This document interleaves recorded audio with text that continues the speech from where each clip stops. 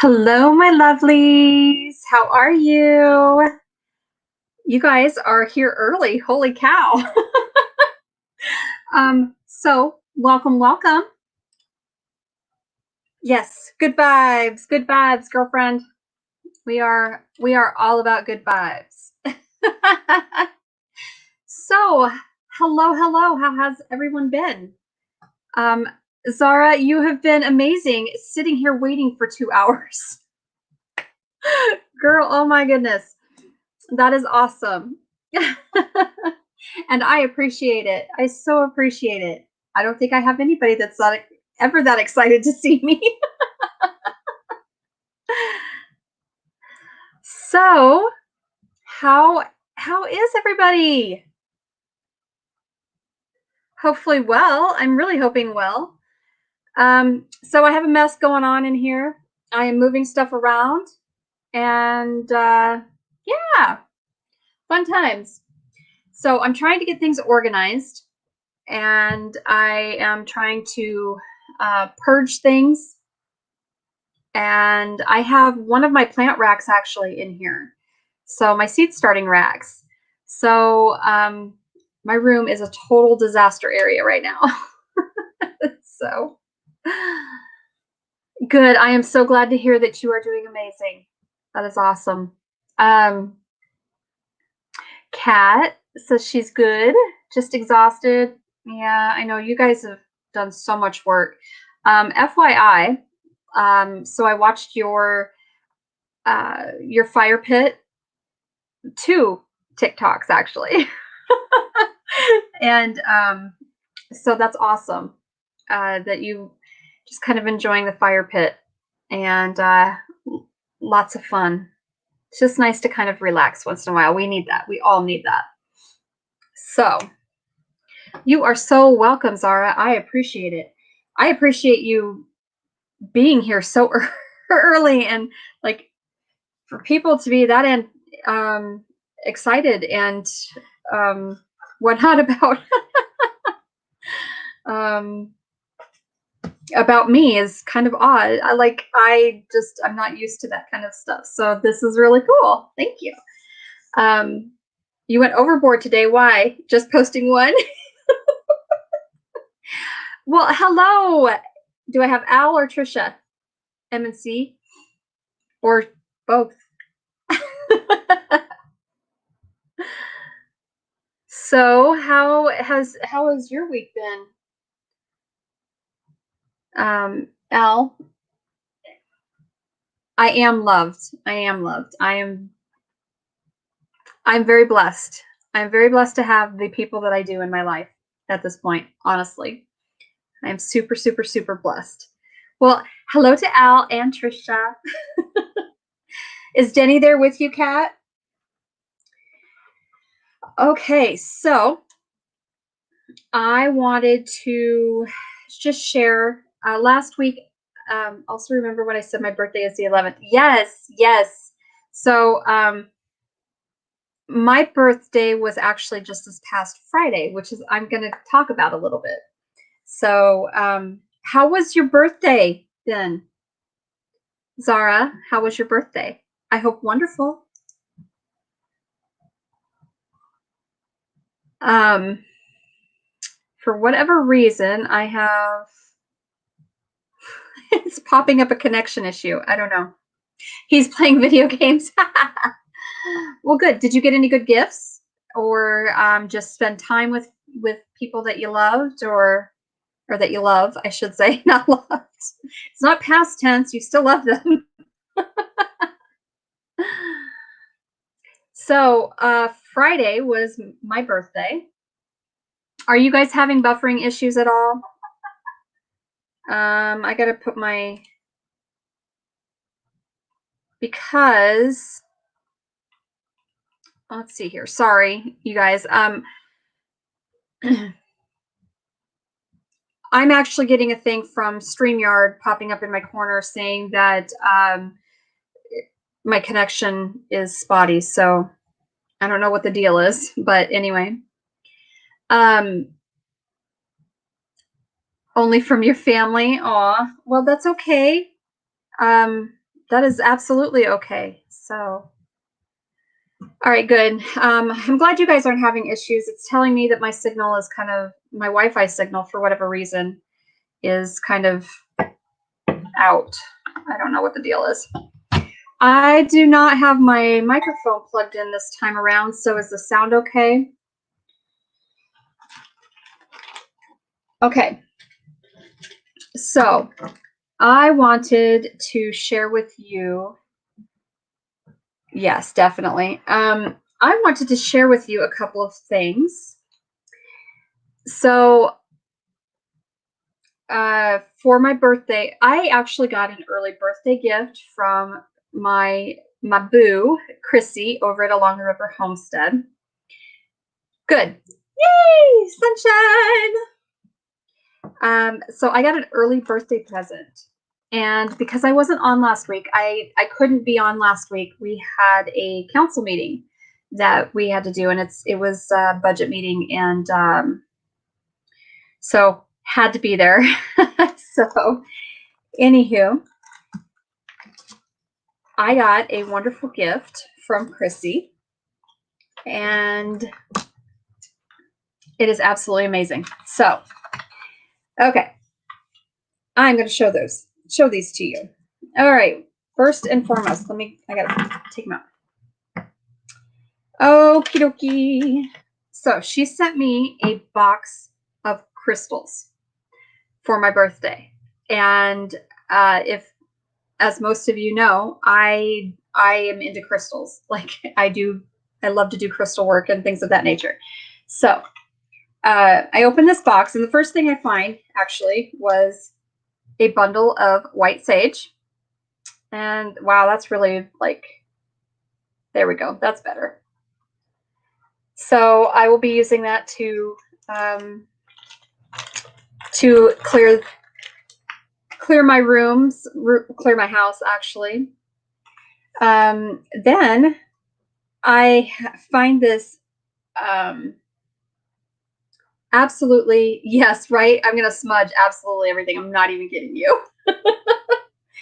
Then I got this absolutely beautiful, and I don't know if you can look at this is selenite. I mean, it is just amazing. Like, I wish I could, this light is so bright, but look at the way the light bounces off of it. If I could somehow show you, like, it is just absolutely amazing. The color, the shimmer that it produces, it is freaking beautiful. I adore it. That is probably my favorite out of everything that I got from her. So then I have some rose quartz, and it's kind of pinky looking, you know. This does not show the color very well, does it? It is a tower. Then I have some fluorite. Like, the color on this fluorite is just beautiful. It is like this minty, but clear sea foamy green. Like, I don't know how else. It's just beautiful though. So, and then of course I got an amethyst heart. I wish you guys could see the light through it. Honestly, it's just absolutely, all of these crystals. They're such beautiful crystals. And then this is a Chevron Amethyst. How cool is that? Yeah, it's kind of a teal. The fluorite is kind of a teal, but it's honestly, it's a little more green. Teal is more of a I don't know, a little bit darker, like has a little more blue tone to it. So this is pure green. It's like see-through foamy green. Like, it's beautiful.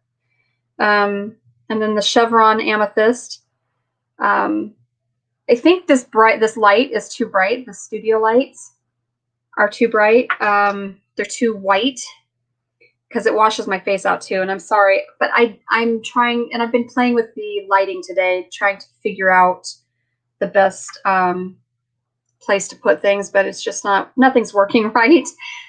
My day is not going fantastic. And then look at this little mushroom. And this is opalite. And it's just kind of clear. It's so pretty. It's so cute. And if you guys know anything about me, I love my fairies and gnomes and little things. So, Kat last night, Sam had said, you know, she likes frogs. And oh, yes, frogs are high on my list. I love, love, love frogs. Because they just fit in so well with the fairies, gnomes, and little things. It is almost like an obelisk. Yeah, yeah. Oh, thank you. That it's worth waiting for 2 hours. You're so sweet. You are too sweet. So I had that. I got that about a week ago. I actually got it before my birthday. So I think it arrived on, I want to say the 8th. So yeah, that was pretty cool. Then on this past Thursday, the day before my birthday, my friend Amy out in California she sent me a couple of books from my wish list on Amazon. And so it's artisanal preserves, and those are really cool. This is like the old way of doing jams, jellies, marmalades. And the other one was this Amish canning and preserving. And this is actually really cool too. Like it's just really neat. There's ham and bean soup in here, which I don't like. But pear honey. Oh my goodness. Yeah. So this is gonna be so much fun. I am super excited to try these. Sam was like, yay, I do love frogs. Yes. I'm going to make fairy houses on the tree stumps here. Oh, fantastic. Ah! So that is what I got from from other people outside of my home, actually. Then now, before Valentine's Day, it was the Saturday before Valentine's Day. My youngest daughter actually brought me a dozen of yellow roses, and she got me the yellow roses for my birthday and for Valentine's Day, but she got them specifically because my grandparents, my Grammy and Pop Pop, their thing was yellow roses. And so she's like, she just wanted me to, to know that my grandparents are still with me, even though they're not here. And I wrestle with them being gone. It's very hard for me to deal with them being gone. And I don't, even after, almost 3 years. So March marks 3 years that they've both been gone. So so she got me yellow roses. And then Friday, so my oldest daughter decided that I needed to come with my husband to pick her up from work on Friday night, which was my birthday. She said because we would go to Starbucks and have coffee, and we would go to go buy fabrics. That's what she was going to get me for my birthday. So we sat there and we waited in the parking lot for her. My youngest daughter was supposed to just meet us at Starbucks with her boyfriend. And my oldest daughter comes out of work, and she gets into the truck, the Suburban, and she says, she goes, we're just waiting on her boyfriend. But we're going to meet him. And I said, okay. she said, well, we're going to go out for dinner for your birthday instead. And I'm like, okay. So I said, well, your sister and her boyfriend are supposed to be meeting us at Starbucks. So somebody needs to get in touch with them. And then my husband says, oh, well, they're not going to, now they're not going to meet us because they're too busy. They can't really take the time out to go out to dinner and whatnot. And I'm like, what? Grr. So anyway, I said, well, they should already be here in town. So you did keep the secret, honey. I'm so proud of you. So anyway, I just finally like, I give up. I'm done. I'm not even going to mess with this anymore. And I was on my phone and wasn't paying attention. Prior to that, I had been on the phone for like 2 hours that day with my dad. And my son was trying to call me, and he's like, well, my plan is I'm going to be there tomorrow and blah, blah, blah. I'm like, okay, fine. Unbeknownst to me, my son was actually at my youngest daughter's house when I talked to him. And he kept it a secret that he had come back for my birthday. And so when we walked into the restaurant, I started to walk around the corner, and there stood my youngest daughter and my son.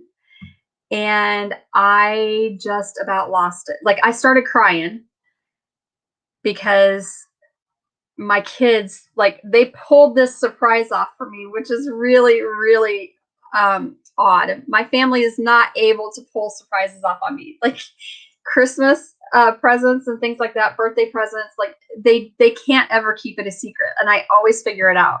So, hi, Peanuts. How are you? Everything is wonderful.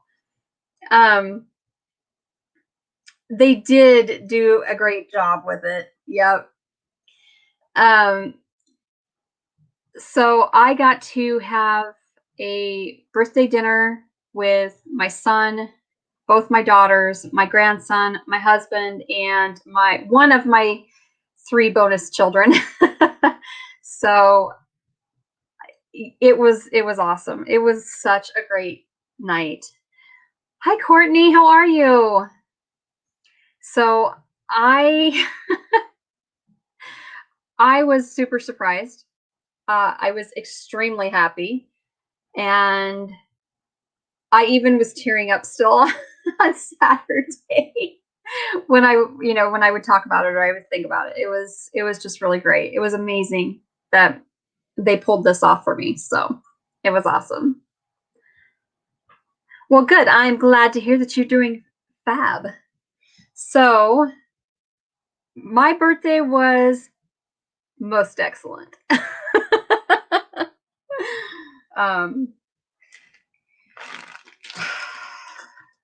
Let's see. Now,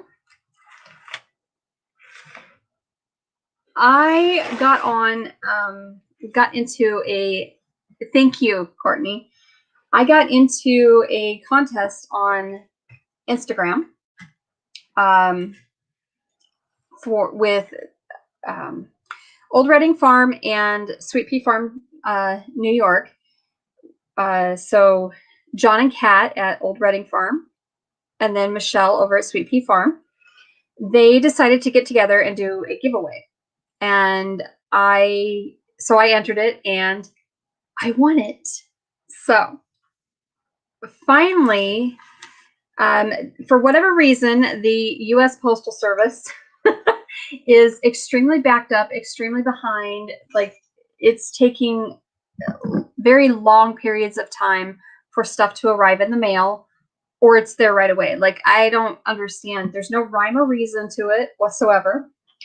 So I just finally, on, I think it was Saturday, received the last part of the package. And, woo, goodness. As you can tell, it's seeds.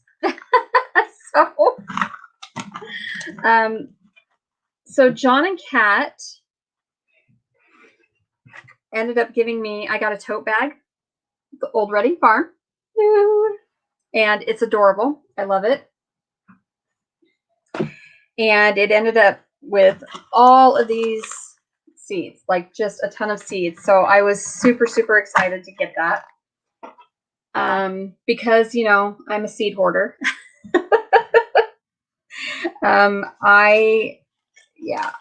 I actually have so much seed that I am going to plant absolutely everything this year, and I'm going to see what germinates and what grows, and I will be collecting seed from whatever it is that grows. So probably my aim is to collect like half of, or probably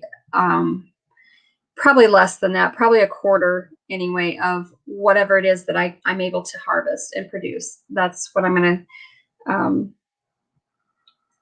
that's what I will be collecting seed from. So our postal drivers are using U-Haul trucks. They don't have enough trucks. Oh my gosh, that's crazy. So Michelle, Sweet Pea Farm, sent me 4 wool dryer balls and a felted bunny. Oh my God. This is so bad. Isn't he cute? He's just absolutely adorable. Like, I love this. She hand felted this. Yes. And she did that. She hand felted the wool dryer balls. And these are from her. This is from her flock. The wool is from her flock. So that is super, super cool. I am so excited to have won, and very grateful to have won what I have. So it was just kind of cool because I'm like, woo, my birthday month. So it was kind of a birthday gift. It was pretty neat. I know, isn't that bunny adorable? Oh my gosh. I know, he's just freaking adorable. I love him.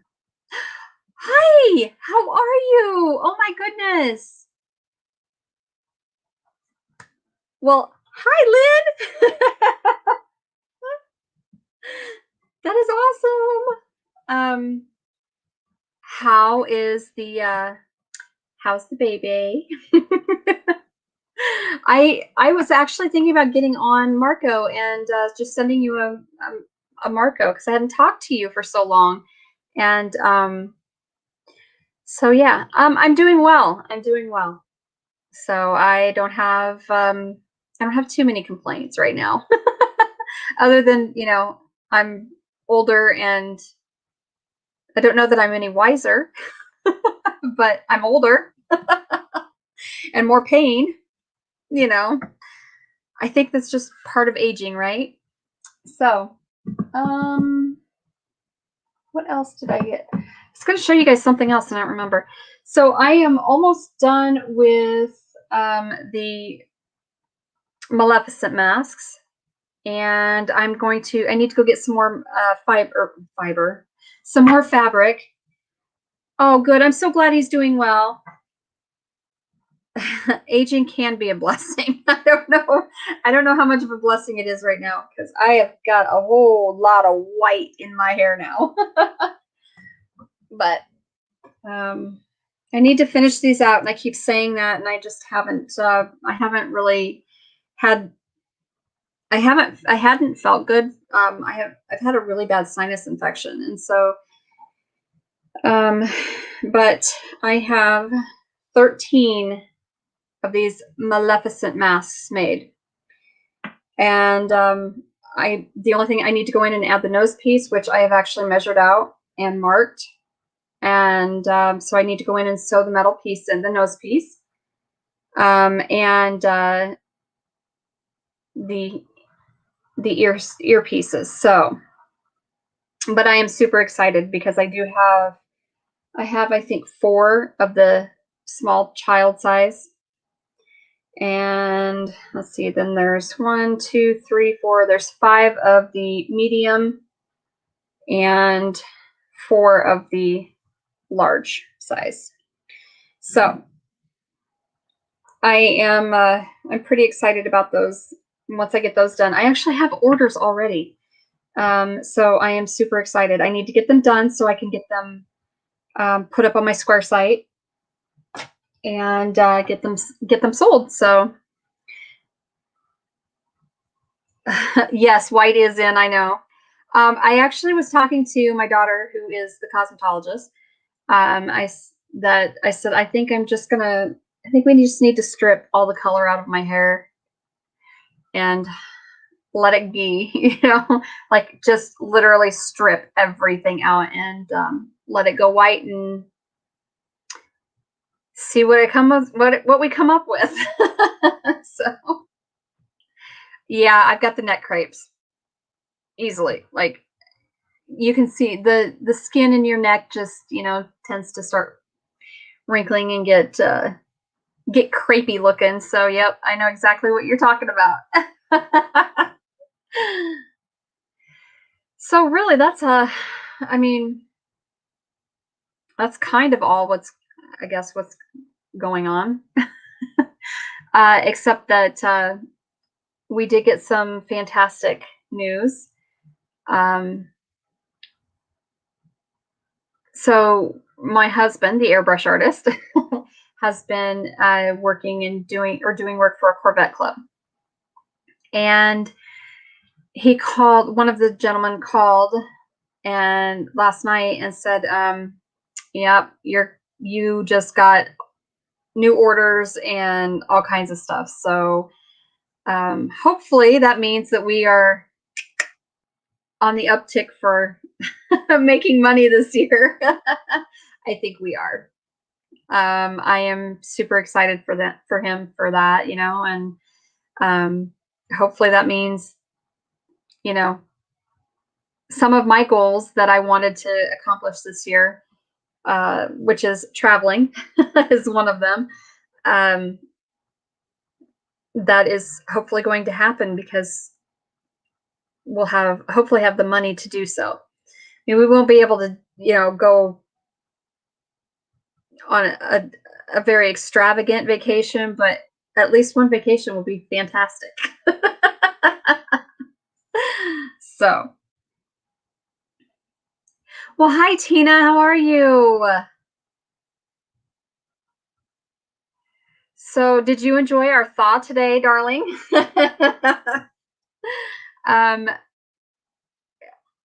According to my WeatherBug app, it said we hit 51. I don't think we hit 51. I could be wrong, but I doubt it. I know that we did, like it could very well be though, because we are sitting at 39 degrees still, or 37 maybe. So yes, Kat, I would love to come see you again. And yes, Tina, I actually want to go see the Field of Dreams. So I do like, yeah, see, that's what I think too. Probably hit 45 maybe. But I actually like baseball. And so I really want to see it. We have a little town called Cooper around here, and there is actually there's a sign there that says, what was it? Green County's Field of Dreams or something like that. Anyway, because it's almost set the same way as the Field of Dreams is. So it's pretty cool. Yeah, I used to play softball. I played softball in high school, and then I played the slow pitch on the slow pitch team. So yes, I agree. I agree, honey. More travel, but at a slower and more enjoyable pace than last year. Yes. I don't know. I think we're talking about possibly going to Arizona again this year, correct? And then sounds like we're going to, in March, we'll be going to Pigeon Forge, Tennessee to the Corvette Expo, correct? So, so if we actually get to Pigeon Forge, then we might just take a detour and come up. Come up and see you again, Kat. That would be great. I really want to be able to get out east this fall. Well, probably September. Because I would really like, if I'm going out that way, I'd really like to get out to New York. So it's 41 today and 52 tomorrow. Oh, wow, that'll be nice. Hopefully we'll hit the 50s. I don't think we're forecasted for that tomorrow. I could be wrong, but I'm not positive what we are forecasted. Next year, maybe for Arizona, hard telling, plans change a million times. This is so true. This is true. So tomorrow we're supposed to have a high of 40. So we shall see. But we're supposed to be staying up in the 30s until next week. So that'll be good. It'll be muddy. We got 6 inches of snow yesterday. Between 4 and 6 inches of snow yesterday. But it was fun because we had moon pie, and so I actually helped him make a robot suit out of my shipping boxes, and just took video of him playing in it outside in the snow. And so I do have a video up on TikTok, and then I shared just the video footage on Instagram as well, because they're like, oh, well, you have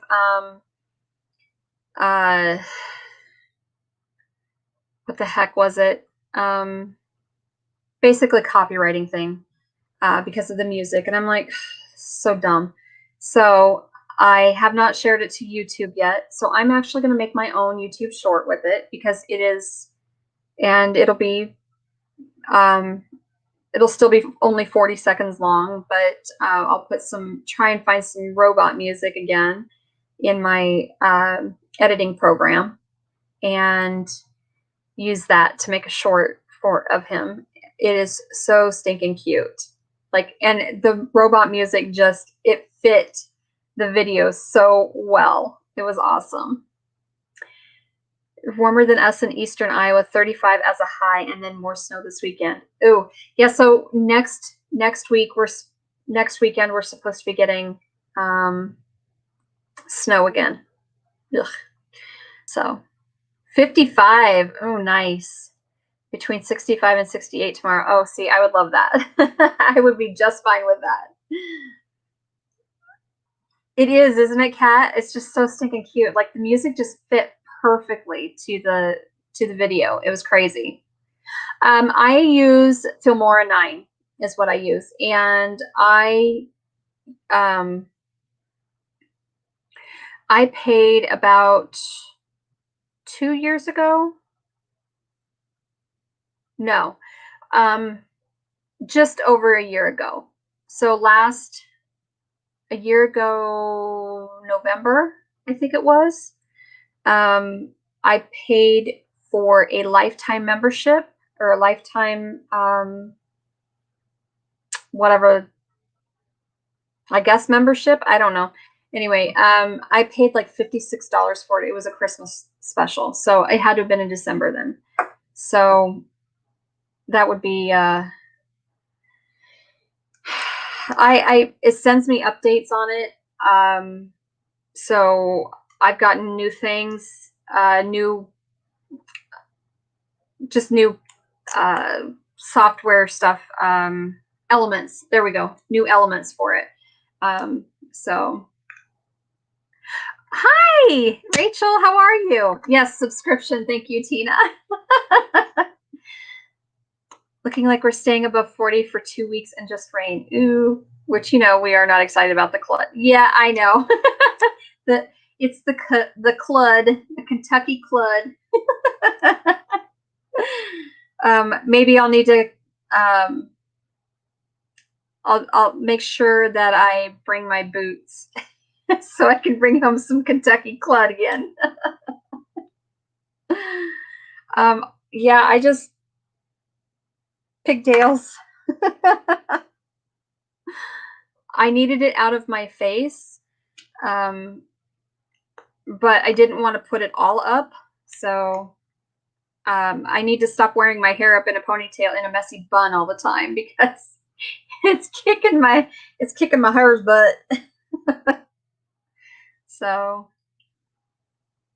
I don't have any muck boots, Kat. I don't. I need some, but I don't have any. I have a pair of Ariats and a pair of Justins, and that's what I got. And I'm very blessed to have those. In fact, the Justins I was given when we went down to Georgia to pick up that truck last year. We ended up stopping to see Rose at Wholesome Roots, and she gave me a pair of Justins. She's like, I don't wear them, and like, yes. So you know what you're buying me. Okay. What do you mean what? Oh, your profile picture looks so young. Well, you are. You're only as young as you feel, or as old as you feel, I guess, is how that goes.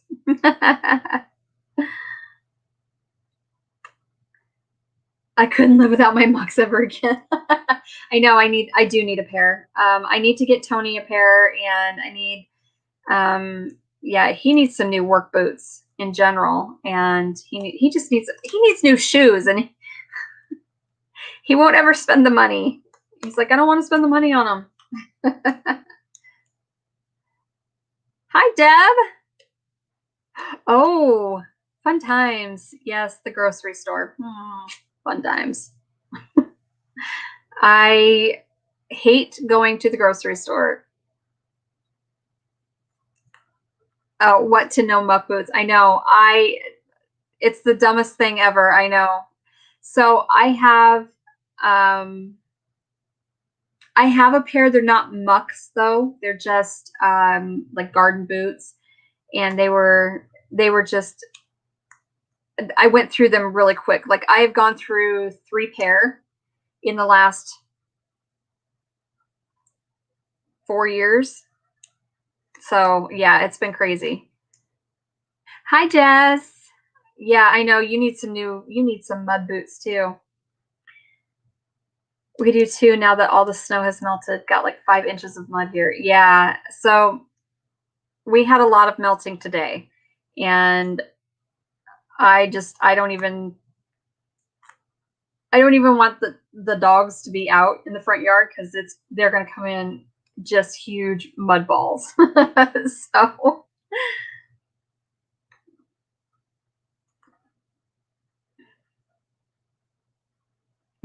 okay, Deb. Be careful unloading as well. So that's kind of just really all that's been going on here. Last week, obviously, I didn't do the live. So we had to do a budget meeting, and it was for basically for taxes. And so I did also, I guess last week I took a, was it on Thursday maybe? No, it was on Tuesday. I'm sorry. Last Tuesday, I took a zoning and planning class for the city. And so that was interesting. We have a very unique situation. the zoning and planning meeting really didn't apply a whole lot to our city for the fact that we are so small. And but I told him, I said, you don't underestimate the information, because I will do what I can with it, and I'm trying. That's the thing. I'm trying really hard to rebuild the city and to get it up and going again, and I really want to be able to attract, business and residents. And in order to do that, I have to have good information. So that means I'm going to have to really, I put in a ton of work, honestly, for the city. So, but it's going to mean a whole lot more work. But it's a labor of love, and it'll be good. If I can get it accomplished, it's going to be excellent. So, it didn't have the fire department meeting last Monday. Roads were icy. Yeah, I miss being on the fire department, only because of the calls, the fire calls and the rescue calls. I was typically, like, I did firefighting. I had bunker gear, I had turnout gear, and I did a lot of it. But uh, typically, if we were at a fire, while I had my bunker gear and everything, I was on the ambulance. So, because I was a medic, so but which I miss. I miss that part of my life immensely. And just the medicine part of it. I don't I don't miss some of the stuff that happened with the fire department, let me tell you. But I do miss being on the ambulance, and I do miss being in the fire gear, and all that fun stuff. So um the last structure fire that I actually um was on hose. I was on a line. Um, that's been so many years ago. So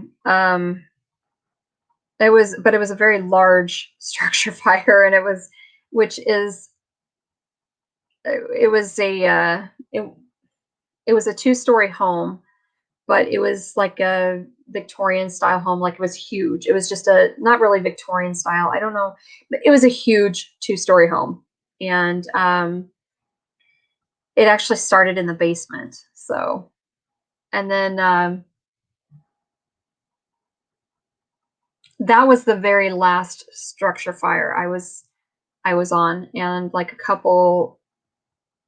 a year prior to that was a really bad one, and it was just we had to recover bodies, so that was crappy. But otherwise, and even on that structure fire, I was an EMT, so I was a medic. 2 months ago, we had a wildlife at our homestead, took out 15 acres. Oh my gosh, a wildfire. Yeah. That's a lot. That is a lot of land of wildlife, and just growth that you lose. It's crazy. Oh my gosh, you only have 7 people in your department. Wow. Our department, we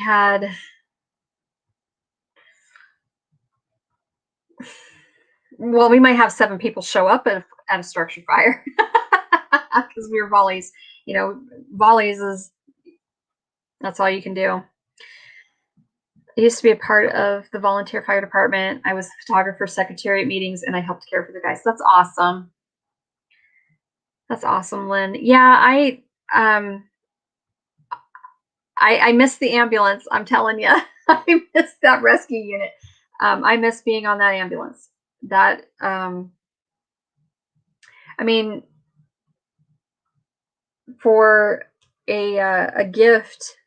I can't remember what it was for, but I actually received a gift, and it was a scrub shirt, a scrub top, and they had Trauma Queen printed on it, so on the pocket, and so that was pretty cool because yeah, I was all about emergency medicine. I love emergency medicine. It's like it's one of it. It is probably my all-time favorite. The more severe the trauma, like I'm a trauma junkie. So I miss that so much. I liked firefighting. I liked being on the line, but and I was able to drive those trucks, and 16 gears, baby, all 16 of them. Well, hello, Old Reading, John and Kat. So actually, it's funny. I just shared not too terribly long ago that I got your giveaway gift. So I showed everybody the gift I got, and from you and from Michelle. So, and I am super, super excited about it. I can't wait to start seeds. I was telling him I am absolutely I got to go. Glad to catch up. Talk to you soon. Okay. All right, Lynn. I love you, girly. Hopefully I'll get to see you on Marco. I honestly haven't spent a lot of time on Marco lately. So anyway, I am going to love it. I love the tote. I think it's adorable. So, but I was telling him, I'm like, I'm kind of a seed hoarder. I love, any seed. Like, I don't even care what it is, because I will try to grow it either at all costs. But I am actually trying to build up my seeds, my inventory this year, because everything that I have and everything that I received this year is getting planted. And what I'm going to do is probably about a quarter of it, maybe a third of what I do plant, I'm going to try to seed save. So hopefully I will have a whole lot more seeds. So, oh, that's awesome, Peanuts. Yes, yes, I am. I'm going all in, because why not? So my goal actually this year is to, I'm going to have a minimum of a year's worth of food preserved. So regardless of what that entails, whether it be canned or frozen, or whether it's fruits, vegetables, or meat, it doesn't matter. Like my goal is to be stocked for a year, at least a year. And my bigger goal is I'd like to get stocked for 3. So, and just trying to just push it as far as I can push it. So, my my grow room is going to be started hopefully this week. Actually, my front porch is finally starting to get cleared out a little bit, and it has south facing windows, and it's not huge. We don't use it for anything except storage, and so I am going to make a year-round greenhouse in it. And so we need to get my jukebox moved out of there and put into the dining room. But yeah, so as things start moving out of the house to Tony's new art studio, then I'll have more room in the house, and I'll start bringing stuff out of that front porch and closet area, and be able to put things out. So that will free up that front porch. And I have 2 seed racks that I use, 2 racks that are on wheels actually. and I've had them for, this is year 3, I think. Yeah, year 3. And no, this might actually be the 4th year. No, it's only 3. Sorry. Well, thank you. Thank you so much. Yes, I'm hoping.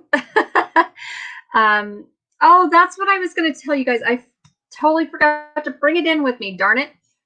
So I actually saved some seeds, and I didn't know if they would grow or not, you know. And, you know, I live in Zone 5 in Iowa. And I thought, whatever, I don't even care. I'm just going to try and grow it. So I had a bunch of lemon seeds, and I'm like, I threw in some soil, and I threw the seeds in to a pot and watered them and covered them with cling wrap, you know, plastic wrap. And I have two seeds that sprouted, that germinated, and they're probably about an inch, 2 inches, almost 2 inches tall. And then I have another one trying to peek up out of the soil. Like, awesome. So we'll see. We'll see if I can keep them alive. I don't know. I'm going to have to probably, I have to keep them pruned to dwarf them. And because I can't have them obviously very tall. Lemon trees are not going, citrus trees are not going to do well here. They can't be out, you know, all winter long and whatnot here. So, but hopefully I'm going to get that front porch this week, all cleared out and my seed racks in there, and get the soil in, and I'm going to bake my soil to inoculate it this year. And see if I can avoid getting the gnats that I got last year. So from my seed starting soil. And then I still need to sterilize my seed trays and stuff, so I'll need to do that. But oh, that's so cool, Tina. You just planted peppers. Yay! I know, I do too. I love seed starting, and I just, because it seems like if you start seeds, it's like the promise of spring and warmer weather. So that's why I like it so much, I think. 335 plants. Seriously? Oh my gosh. That is nuts. Store-bought lemons don't produce, at least not for me. Yeah, see, I don't know if these will or not, but why not try, right? Yeah, so these are actually, yeah, the lemons, the seeds were from lemons that we used in the house, obviously bought from the store, because you can't really grow them very well here. So, but I thought, I'm going to try. Why not? You know, the worst that can happen is they don't produce, or they don't grow at all. So, hi, Terry. There's my girl. Oh, and you have more coming on? That would be awesome. I sterilized my Jiffy starter with boiling water and then let it cool down overnight, then added worm castings. That's what we're doing for the starter soil.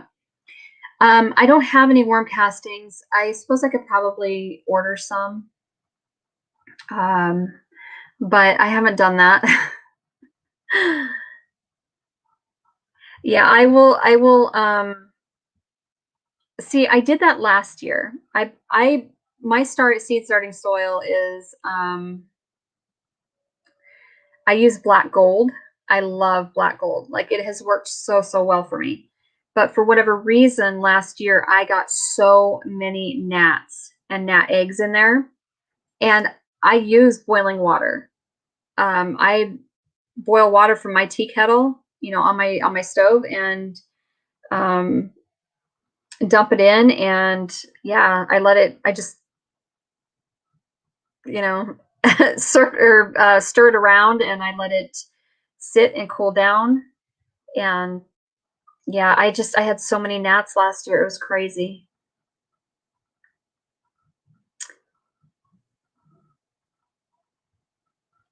I grew them for 5 years and nothing. I'll be taking them out of the ground tomorrow. Oh, boo. Oh, many blessings to you guys, Al and Trisha. That's awesome. Hi, Lala Farm. How are you? This is the first time I've seen you on my live, so that's okay that you can't stay long, but hey, hello, welcome. I found some worm castings at Ace. I watched the Rusted Garden, and that is what Gary used. Oh, okay. Um, I'll have to see if Ace has any. Our Ace Hardware has any out here. Well, good. I'm glad that you are doing well, Lala. I see you in several lives when I pop in. This last week I've been busy, so I feel bad because I missed Michelle's live, and I missed Chrissy's live, and I'm like, ugh. So I've missed last week. I missed so many, and then I didn't have my live either. But I had council meetings, so which is not typical. We usually have them on Wednesday nights, the first Wednesday of the month. But we had budget meeting, so we had to.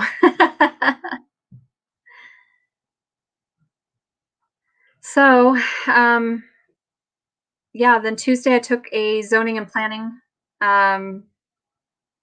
city. I took a class doing that, and then on Wednesday, my sinuses have been just horrid. Like I've had a nasty sinus infection, and it had me down Wednesday and Thursday, and I just didn't feel well at all with it. In fact, it was so bad that my scalp hurt, like my hair hurt, and my teeth hurt. So I knew it was a bad one, and the only thing I'm not gonna go. I'm not one. I will not go to the doctor. I am the worst. Being a nurse, I'm the worst patient. I'm just telling you. I will not go to the doctor unless I'm pretty much dying. I mean, it took me 20 years to go before I ended up needing a hysterectomy. So if that tells you anything. um, so I agree. Yes, it is extremely hard to keep on top of everybody's lives and everything that gets released. And so this is what I tell people. It's not that I don't support you or that I don't want to support you, but with 800, 1,000, or 1,000 channels that I follow, I can't possibly see every single video from every single person. And it's not that I don't support them, but sometimes it's very hit or miss. And I don't spend a ton of time on YouTube. I can't. I took on the task of homeschooling my grandson this year. So that's been an adventure thus far. And then yeah, it's really hard. You cannot possibly keep up with everybody. So you do whatever you can to help out, and also, you may be subscribed to people that you subscribe to them to support them, to give them that support. But again, you're not going to be able to see every single video or watch every single video or live. And there are just some of them that maybe you're not interested in their content so much anymore, so they're not probably the first channel that you'll watch, and that's totally okay. I mean, seriously, it's okay. I thought I felt really guilty for that for the longest time, and then I just really got to thinking, you know, I cannot possibly be everywhere all at once. You know, there are not enough hours in the day. Um, at some point, something's got to give. So, um, but I missed Michelle and John and Kat's lives this week, this last week, and I missed Chrissy's, and just like it was crazy. So no, you can't. You just cannot watch them all. It's crazy. I work from home, and since I do, I pick a channel and go to their channel and click play all, and it runs all day. Right. See, and that is awesome. And I mean, I do that once in a while too. There for the longest time, I was doing that. Like I would pick one or two channels every single day and do that. And I would just run, like I would have a list of people's channels that I would just go in and I'd run either my desktop or my my laptop if I'm not using it or something like that. And I just now I need my laptop. My desktop won't keep up. It'll freeze. And the PlayStation is so funny because like it'll run it, but it'll shut itself off after a while. So, you know, yeah, that's all you can do, Tina, honestly. And people people just need to understand, you know, like, do they watch every single video and are they at every single live um, when they're at home? I mean, there's just not enough hours in the day. There's just not. So it's totally okay. I need to hear noise in the background when I work. I have an internet ready TV, so that is why I can. That's awesome. I need to get a new TV. So our TV, like, I don't know, maybe, I don't know, several inches of the right side of the TV is really distorted for whatever reason. Of course, our TV is 10 or 8 years old. So it's old for what it is. But it's, I mean, it's a Sony, I think Bravia is what it was, or what it is. And so, I mean, it doesn't owe us anything because that thing is on. It seems like 24/7. It's not, but it seems like it. Because if we leave, when we leave the house, we leave it on for noise for the dogs. They do not like to be in the quiet. And especially at first when we first brought them home. So, I mean, we've had the dogs for just about 6.5 years or so. So, but they need that noise while we're gone. They don't like a quiet house because if we don't leave the TV on, or like, they will destroy things. It's absolutely crazy. So, and some people are like that. Like, you know, they have to have that background noise when they're working, or just, you know, whatever. So, speak of the devil, they're out there. They're out there making noise right now. So I don't know if my husband just came in the house or not. So, anywho, so hopefully this week, you can see I got the mess back there. I have actually been pulling stuff out and rearranging and whatnot throughout the day, off and on. I got to get my seed starting rack that I have in here. I need to get that out, and we got to get the front porch all cleaned out, and that's going to be turned into a greenhouse, a year-round greenhouse for me. So yeah, there's a lot of work to do, but in this room, I've got to come in when I get everything pulled out. I have to come in and I need to find shelving. I need to build some shelving or something because I need to reorganize in here, and I need to I probably need to purge a lot more than I have been. So those things you accumulate over the years. And I don't throw a whole lot of anything away. But so I have had a great week. For the most part, it was busy. I was talking with Jess, J Love Adventures, today, and I'm like, and I've talked to a couple of other people, of you amazing people, about I just sometimes I feel like this last couple weeks, I feel like I've just been in this like I don't know, almost a midlife crisis. Because I look at things and I'm like, I just turned 45 on Friday. I'm like, I'm 45 years old. What exactly have I done with my life? And I have accomplished a lot of things in life, and I have done many things, like great things, but yeah, I feel like I haven't done everything that I truly wanted to get done by the time I was 45. So now this year, so I have been working on for the last probably about month or so. It's 45 things to do in your 45th year.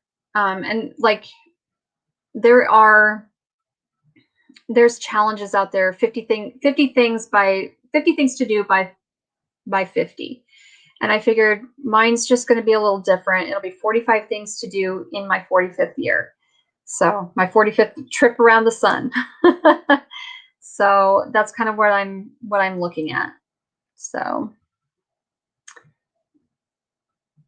I so agree with you, Tina. Yeah, I just don't feel like I'm, you know, like what I wanted to do. Um,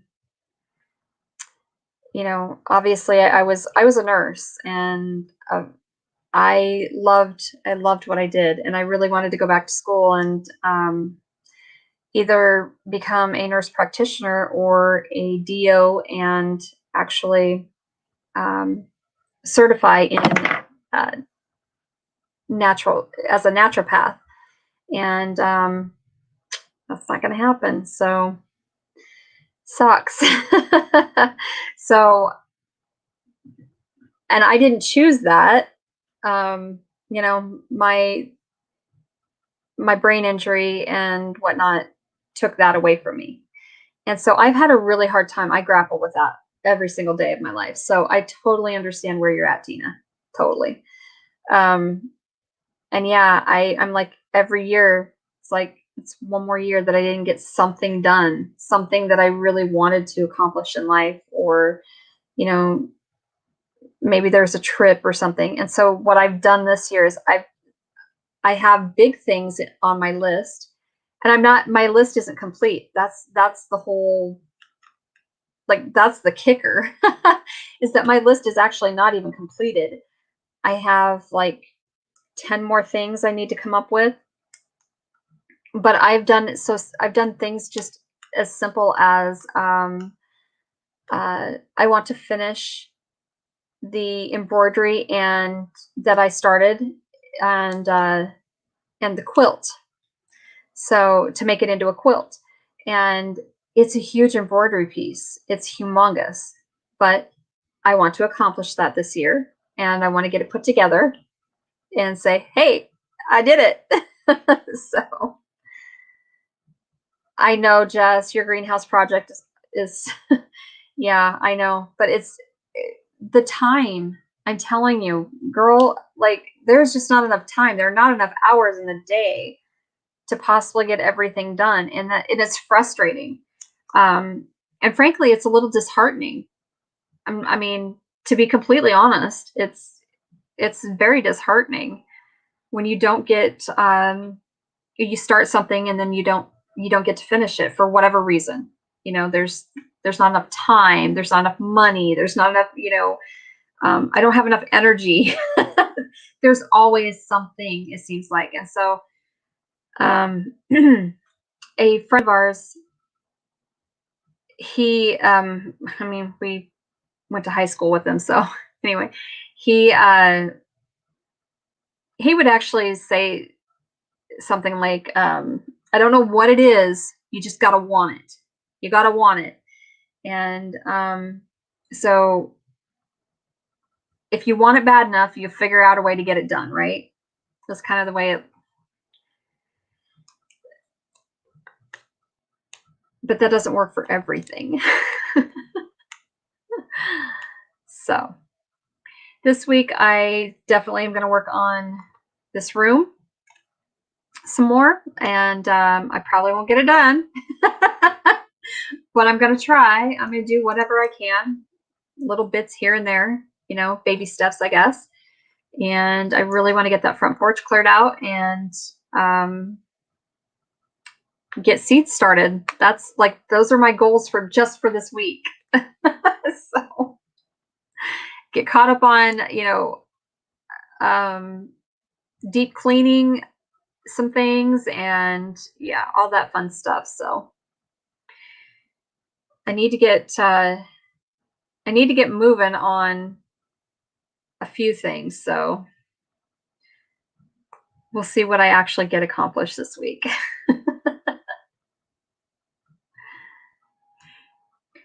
Okie dokie. So it looks like there are not many of you here. I mean, I will still talk as long as you would like, but well, hi, Vincent. How are you? Yay!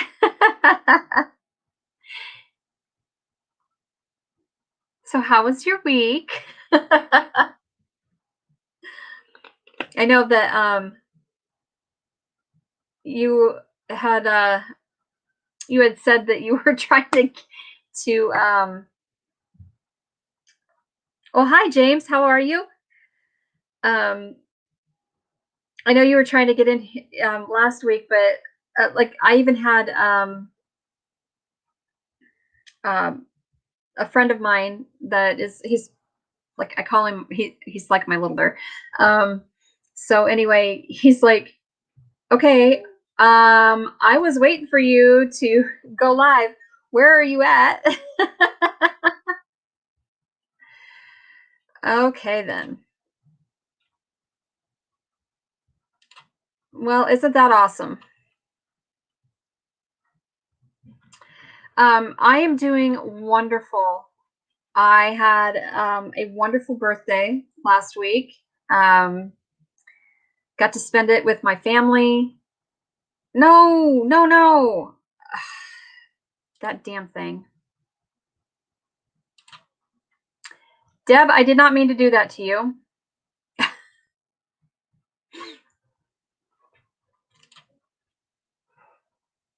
I need to figure out what in the hell is going on. I don't want to do that. All right, damn it. Deb, I did not mean to do that to you, darling. I'm so sorry. I was trying to hit the other one. So, oh, well, thank you, Tina. I appreciate it. And I hope you have a wonderful week. So, you did. There's my daughter. You did make mom cry, you turd. And now I can't get you out of timeout. Grr.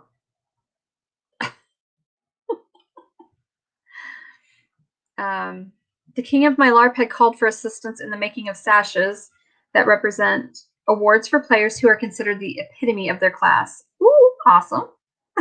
Continued. Okay. Please do continue on.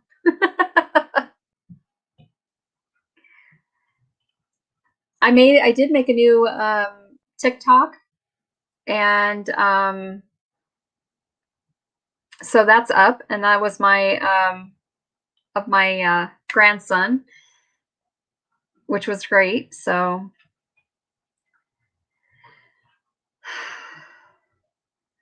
all right, so Deb, if you are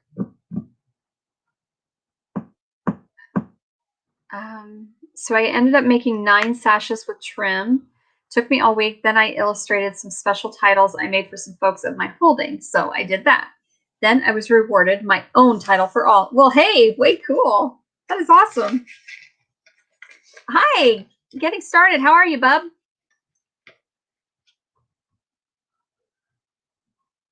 Yes, yes, I can.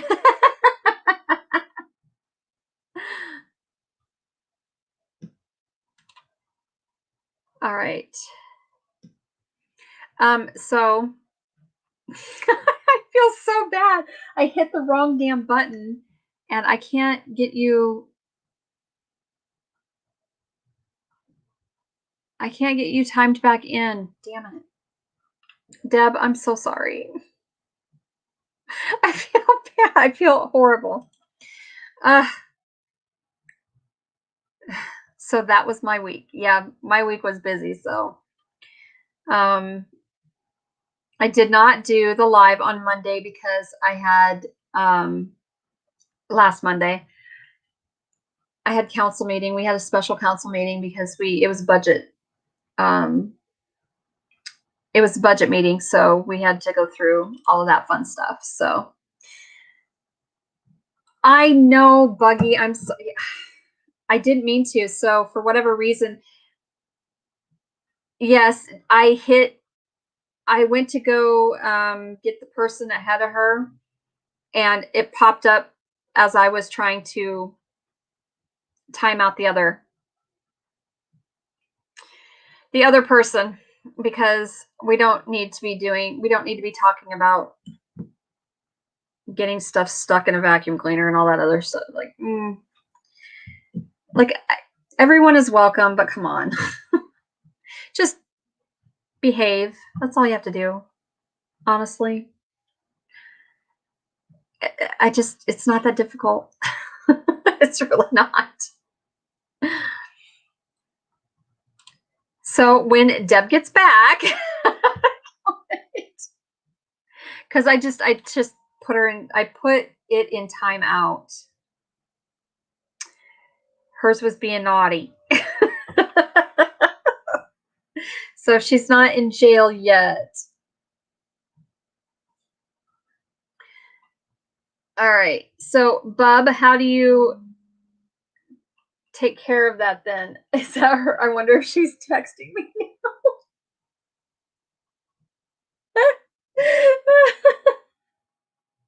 Okay. Damn, I'm so sorry.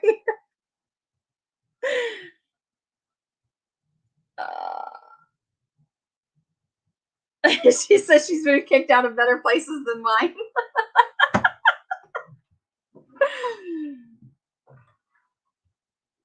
I know, poor Deb. I love her. Good God. So hopefully she'll be back here soon.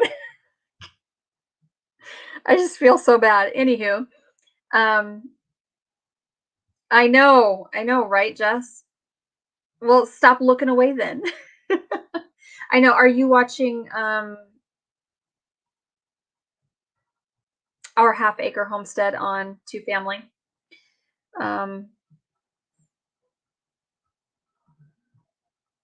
yeah, Bub, there isn't. There's absolutely no way to watch every single channel all of the time.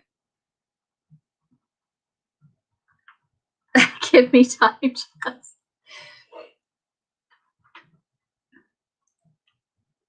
Well, getting rowdy is one thing. Like you were looking at seeds. Okay. You are excused. You are forgiven.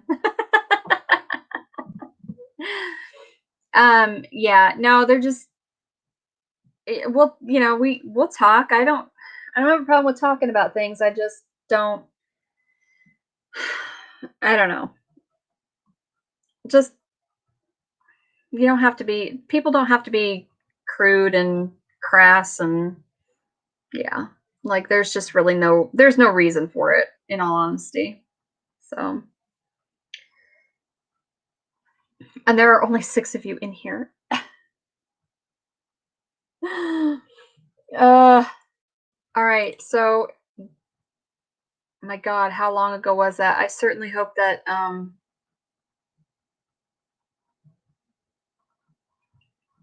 I certainly hope Deb gets back in here.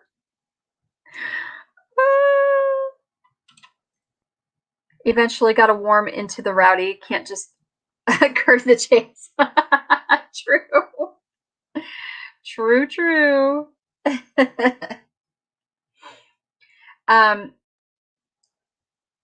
I don't know. Being fun and being rowdy is one thing, but being, I don't know, just right off the bat, seriously, like if you've never been here, if you've never been in somebody's live, you should probably feel out the environment before you start making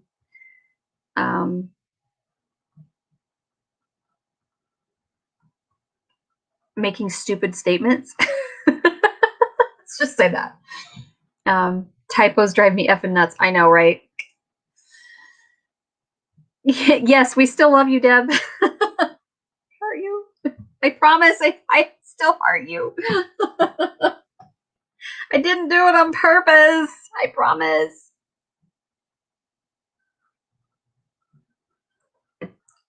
Well, yeah, that too. Yeah. And I don't have a problem with, like I'm not like I'm not a prude or anything, but you should probably know the person before you start making dumb fumble fingers. I know. There's Deb. Yay! I am so sorry, Deb. I seriously, like, I don't know who that other person was. Obviously just a troll. But so when I went to click on the timeout, I don't know, it like scrolled the next message up, or I don't even know. So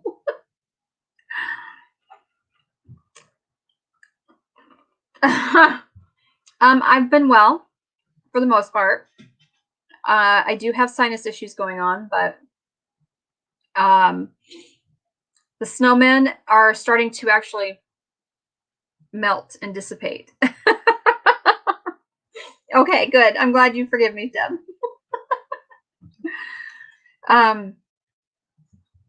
So we got like 4 to 6 inches yesterday of snow. And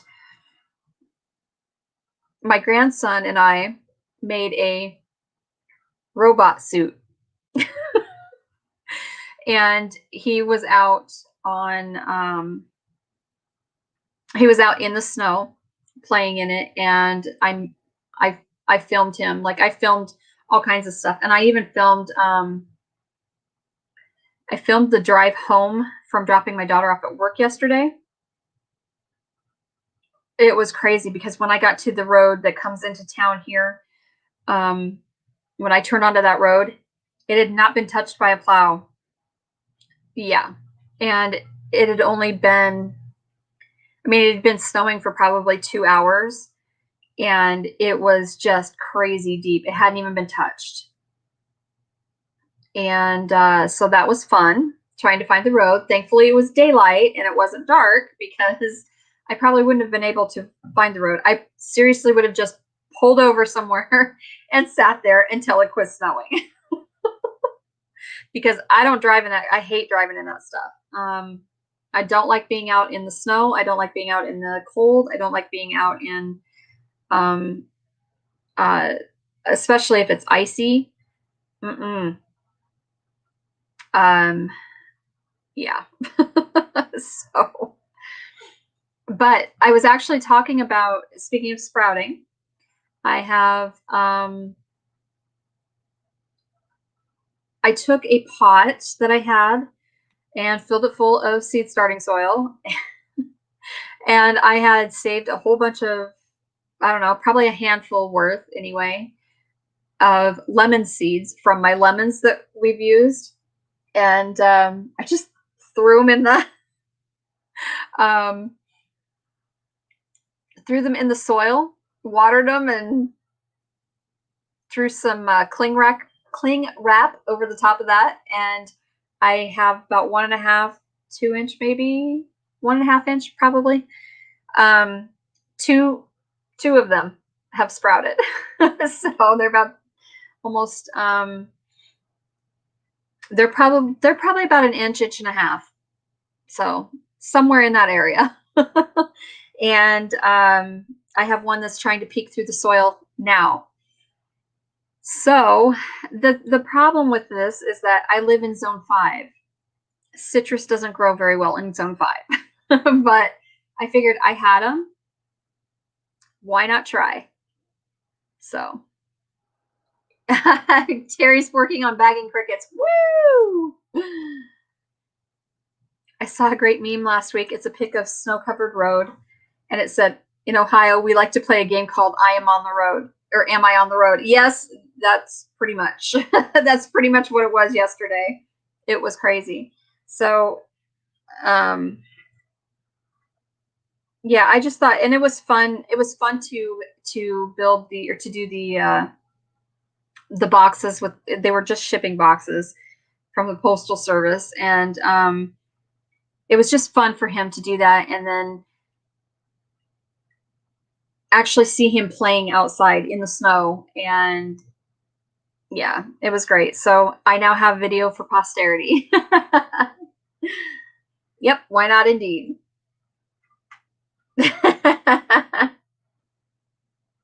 Yeah, how many bags you got going this time, girlfriend? How many orders do you have to fill now? Oh, I'm eating M&Ms, by the way. It's one of my favorite things. It really truly is one of my favorite things. And these happen to be Valentine's. Oh, sorry.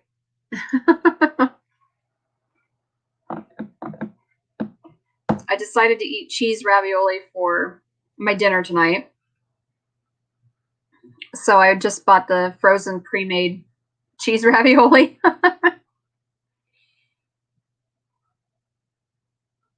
Oh my gosh, Terry.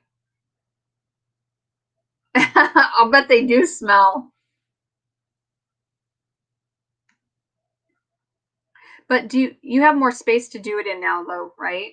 With you moving to the new spot. And when do you have to have these done? 200 black flies and 200 mealworms. I actually want to. I want to see if I can get into growing mealworms, maybe for my chickens. They didn't really. I don't know if they'll like them, because they didn't really seem to like them dried. So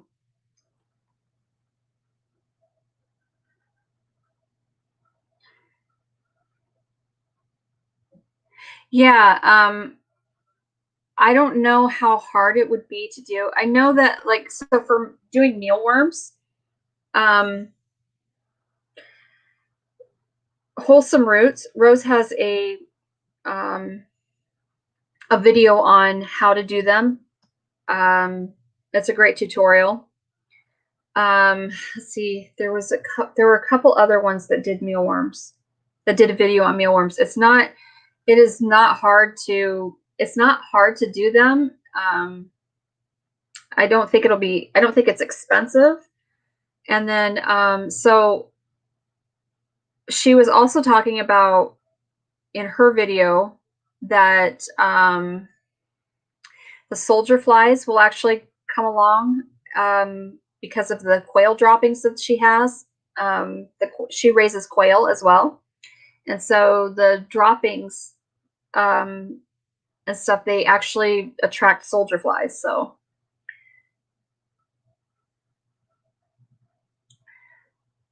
yes, but I don't know where anything is. Oh yeah, I don't suppose. Why are they telling you not to mail off anything yet? Is it just because they're so backed up? I know They are talking about, because FedEx has put a moratorium on shipping baby chicks, live chicks, and so USPS is talking about doing the same thing because they can't keep up with it, and they don't want live chicks dying, waiting to get delivered. So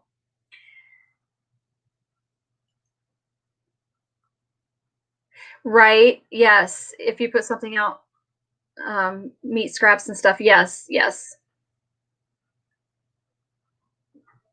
Got 7 inches of snow. Oh my gosh, girl.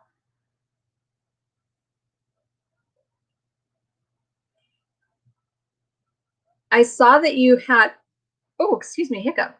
I saw that you had pictures up on Facebook of him out there snow blowing, so that was pretty cool.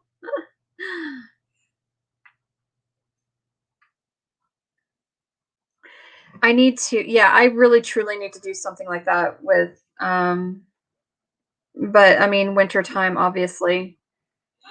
I don't know with soldier flies. I don't know how well they'll live.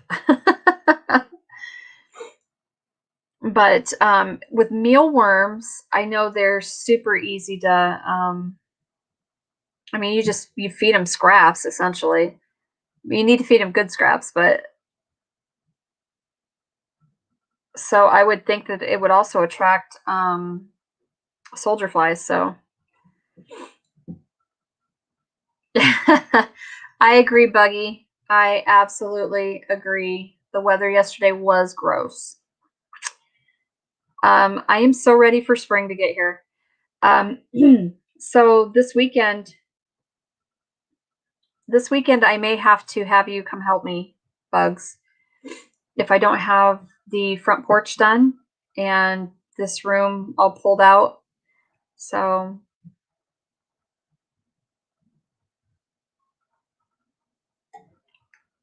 black soldier flies live in the ground and you grow them in bulk to sell. Yes.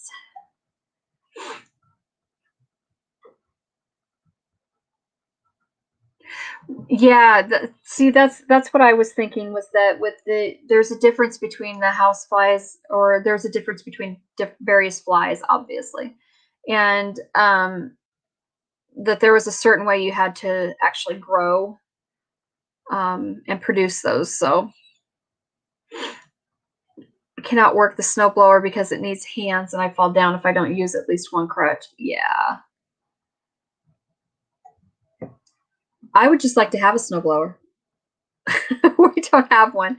I think that Tony would appreciate it too, so that he doesn't have to scoop everything by hand the driveway. It would be nice. I just meant like an outdoor tripod with a bucket permanently set in the coop area. Oh, no, they don't. I know they're smaller than a housefly. The soldier flies are. Um, I don't know if my girls would like. They don't really seem to eat bugs.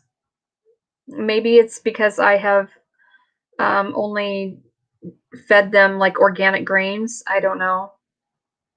But I tried to give them dried mealworms, and well, hi Celtic Roots, how are you? Welcome. Um, yeah, Deb, that's actually a really good idea. They actually have some now that are out, and I'm like, I don't want to spend the money right now. Um, well, that would be lovely, Terry. Thank you. Well, good. I'm glad that you are doing well. Um, we are we're just sitting here chit-chatting. I never really have a topic per se to talk about things, so um, we just I just chat about anything and everything and nothing at all at once. So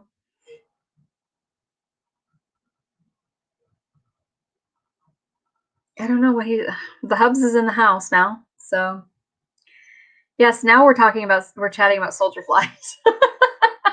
See, it's so funny because we just go from one like nothing. It seems like nothing is pretty much off limits. We talk about anything.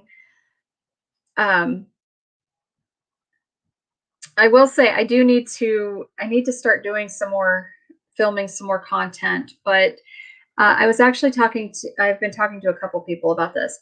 So I've actually been looking at stuff, and I really don't know. Um, like I haven't had a lot of time to film a whole lot of stuff, and I just feel like I don't have a whole lot of content to film. So I have been for a while now, but especially over the last month or two, I've really been looking at um, just really watching like analytics and things of that nature. And so I was looking at um,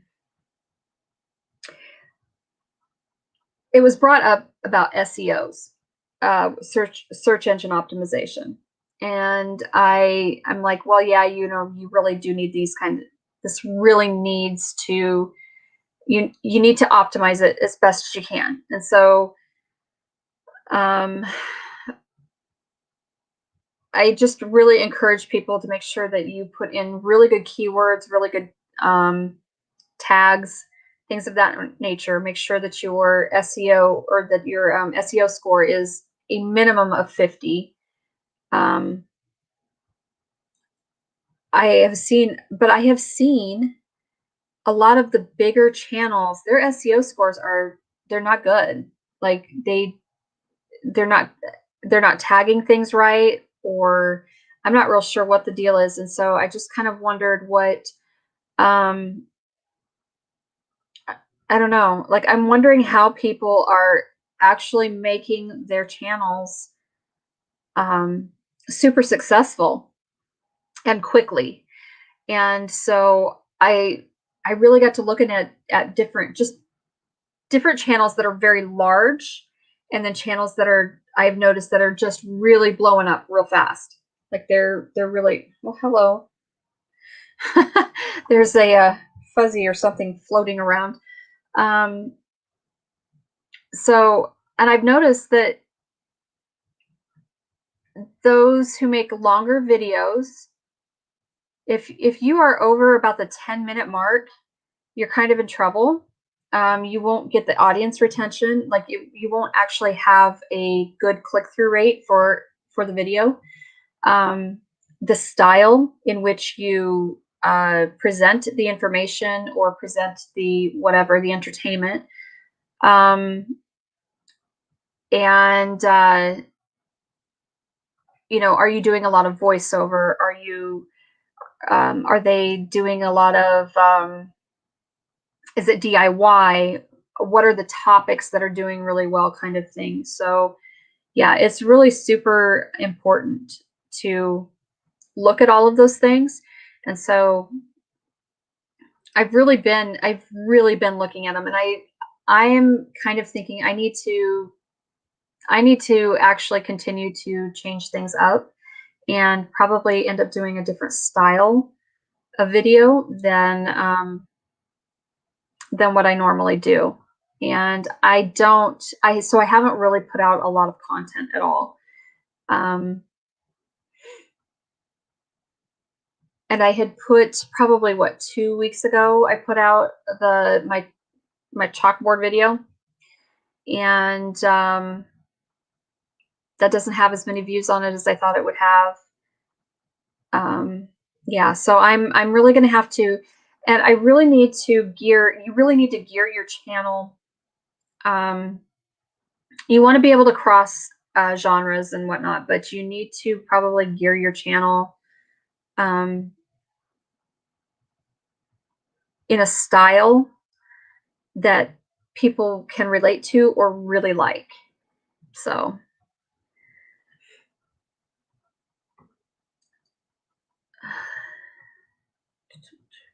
still waiting to hear about a second job so I can save money. This week is more about med stuff. Had an appointment to request x-rays for my neck today. I'm going to get those done tomorrow. So tired of nerve impingement. Oh, yes. I understand that one. Yeah. Search engine optimization, SEO. I do a ton of Instagram. So that was another thing that I brought up to, I was talking to Jess about this, J-Love. And you really cannot only do, like, if you really want to grow your brand, really want to grow your channel, really want to just kind of catapult out into the universe with it and be successful, you really need to make sure that as you're doing YouTube, that you are really focusing on all across the board.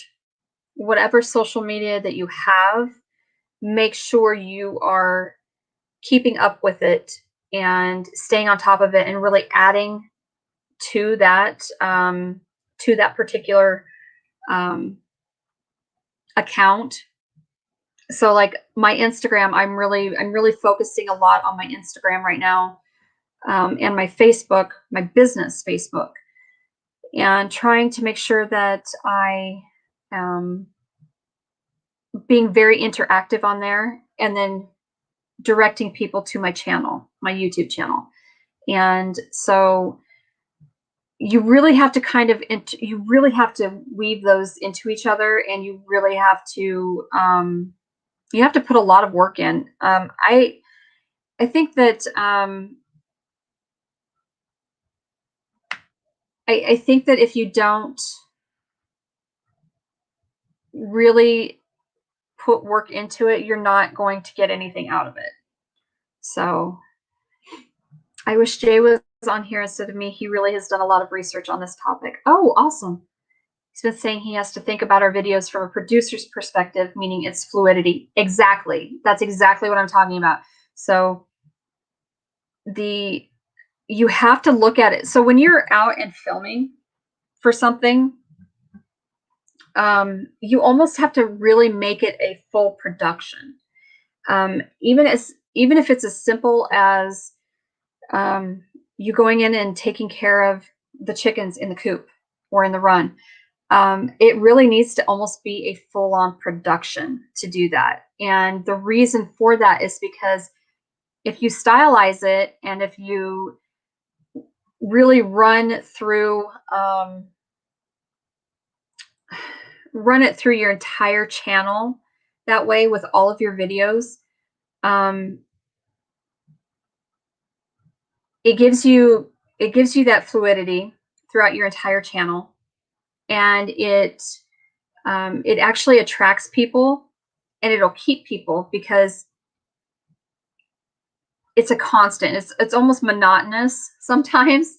So, but I was talking about, even like, do I do a lot of voiceover, or do I add a lot of voiceover? Do I need to? Do I need to? I guess, how raw does it need to be? Should it be super unedited? Should it be just very basic editing kind of thing? Which angles do I need to actually film from?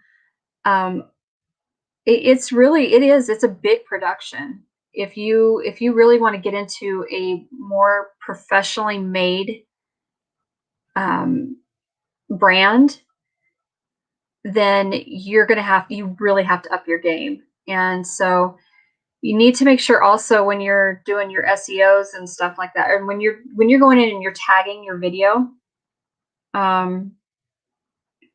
you know, like, how important are end cards? How important are info cards? All that stuff. Does your description have some of the keywords that you have tagged into your, into your plug down there. Um, where are you adding hashtags? Where are you, like, it's super complicated, and it shouldn't be, but it is. It's very complicated. So I actually had somebody tell me today, like, this is so much harder than I thought it was going to be, and no wonder you wanting to pull your hair out. And I'm like, yeah, exactly, because it's a ton of work. Um, it's not just as, I mean, if you really are truly serious about making a professional quality, and building a brand, you really have to take these things into consideration. So, um, and you're gonna have to it's a ton of work. It's a ton of work. And I don't think some people understand the amount of work that actually goes into producing a successful channel and a successful video, or a successful brand for that matter. So there's a lot of marketing that goes into it too. So I'm actually looking at different styles, and I think I'm going to try a couple of different ways out and see what actually works better for my channel. For this channel, because I also have another channel, Crafty and Scrappy. I have 0 content on it, but I figured that for sure for this channel is going to be all homesteading or general life living things. So it would be DIY stuff, but it would be DIY stuff that would benefit the homestead. The gardening, the the repairs, the even the cooking and the recipes and stuff. But as far as like the crafting, I need to put that on my Crafty and Scrappy channel, and I need to shoot that an entirely different way, film that an entirely different way than I would anything for this channel. And then for my husband's business, Middle of Nowhere Studio, there is a YouTube channel, and it's just got a couple of reviews and stuff on it, and that's about it right now. So, but he's wanting to film stuff, to put content on it, because people are asking for it. And so that's 3 channels. 3 channels I have to try to run. So, hi Shelly. Yeah, you really truly do have to put the work in, and you have to look at it from a totally different viewpoint than what you are used to. I mean, honestly, it's crazy. It's really crazy how and then to watch your channel evolve too, and watch how you evolve as you're producing your videos. Well, hi JV, how are you? So I'll creep. Yeah. You go ahead. I don't know. I wish I had some better advice to give to people. Obviously, because here I am, I've been sitting at 600, well,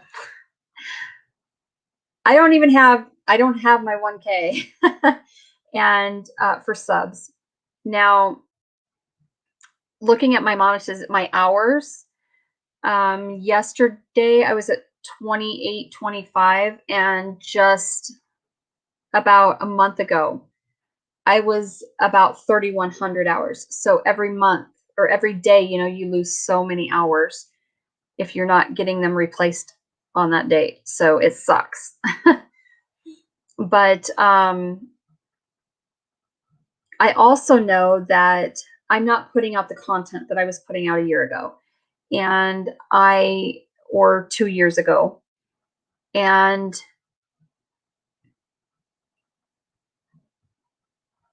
but I'm just not really, and I mean, you can watch you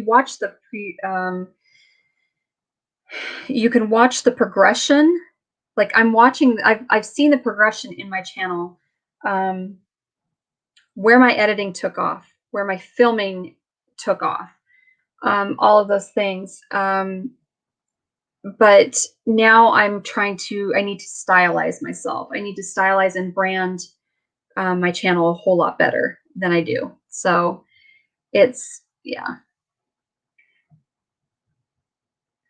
Oh, you're at work waiting for your first patient.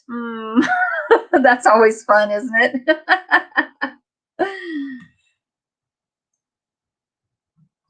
Yes, right, Shelley, it is. It is. That's what I'm saying, is that it's a ton of work. If it depends on, as I was saying earlier, that it really kind of depends on where you want to go with your channel, like what you're doing with your channel. So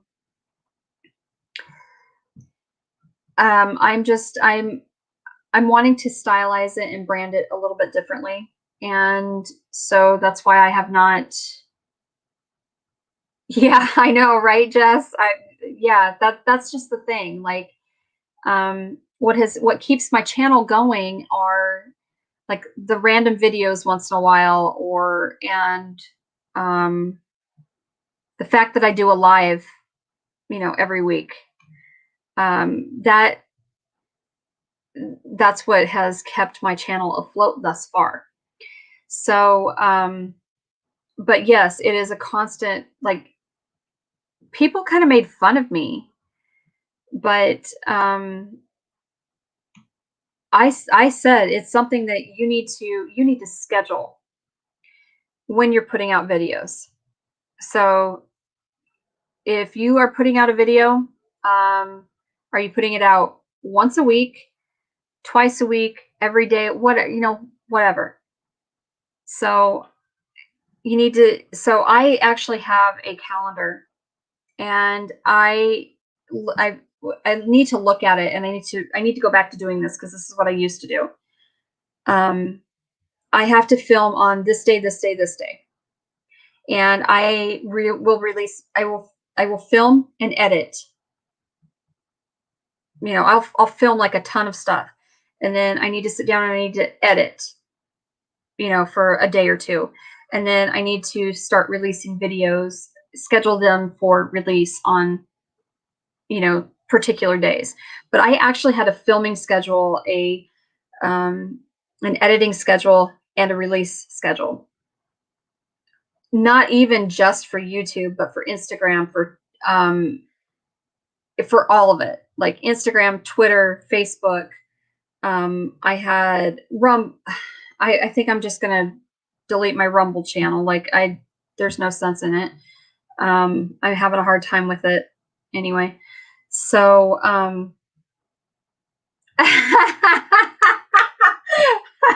UT. Yes. Nerd. Admitted nerd. And yes, magic.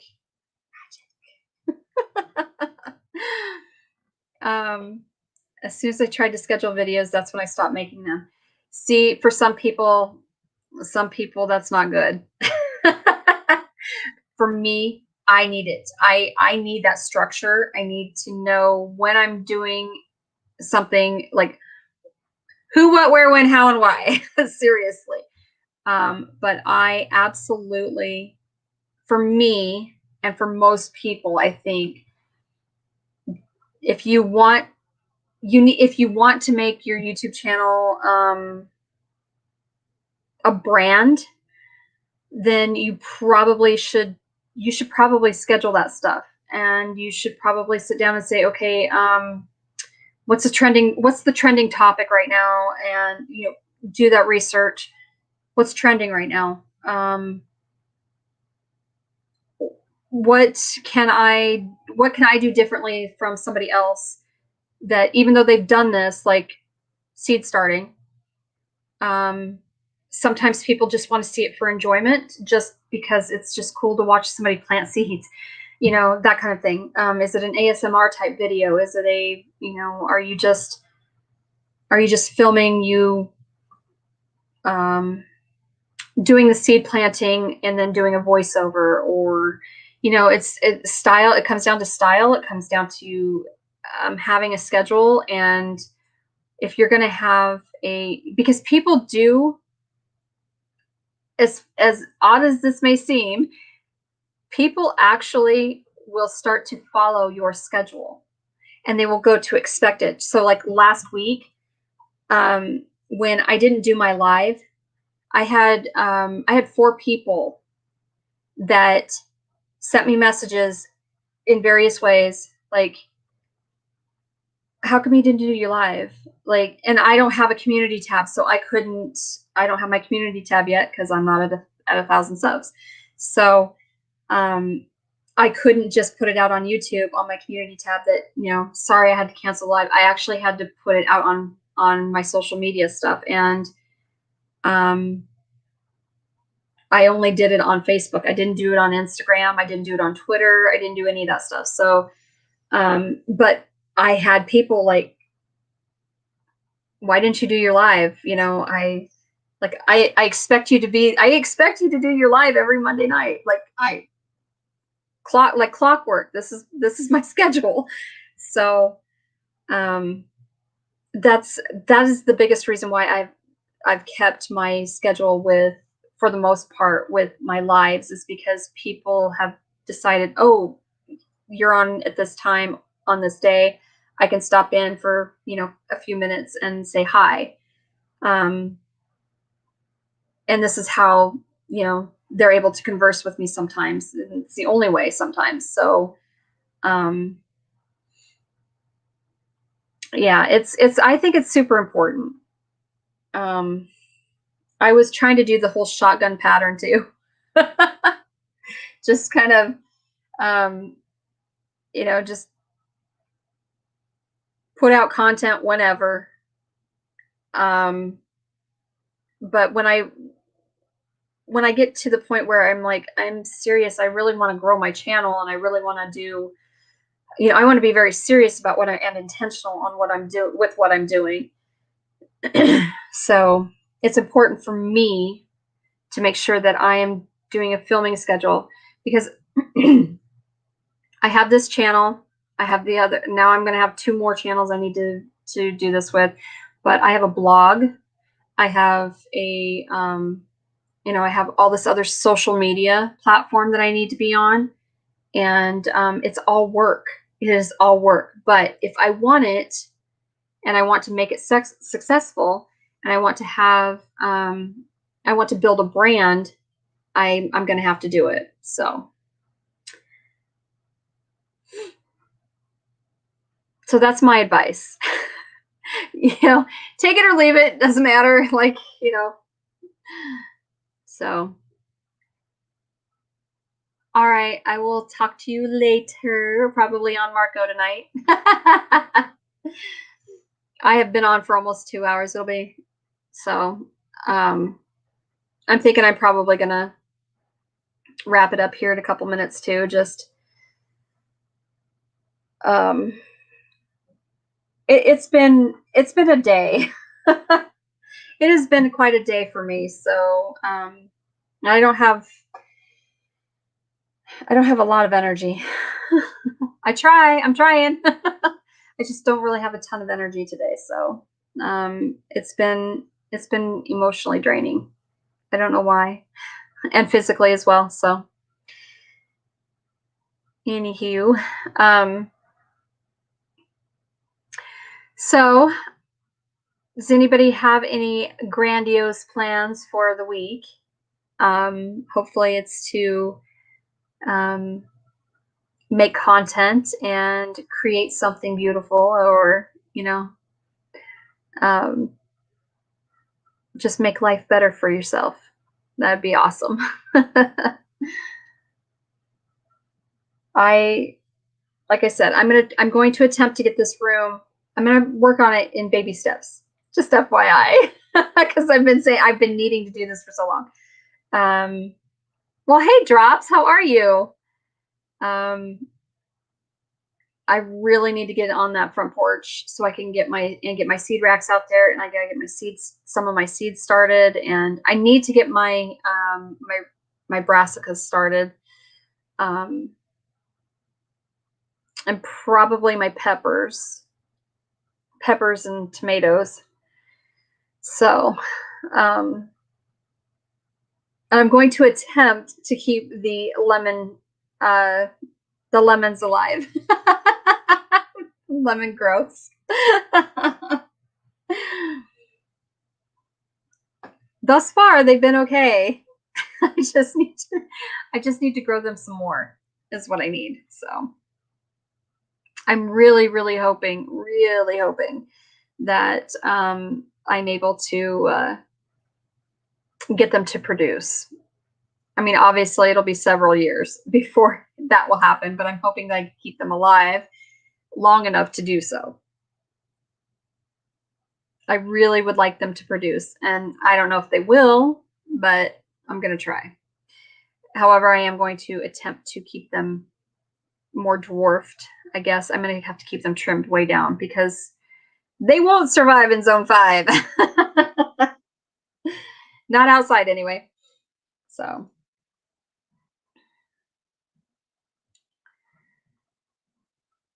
what are you going to be working on? Just what kind of work are you doing, Drops? I almost said at Drops, like I'm typing it in or something. Gosh. Yeah.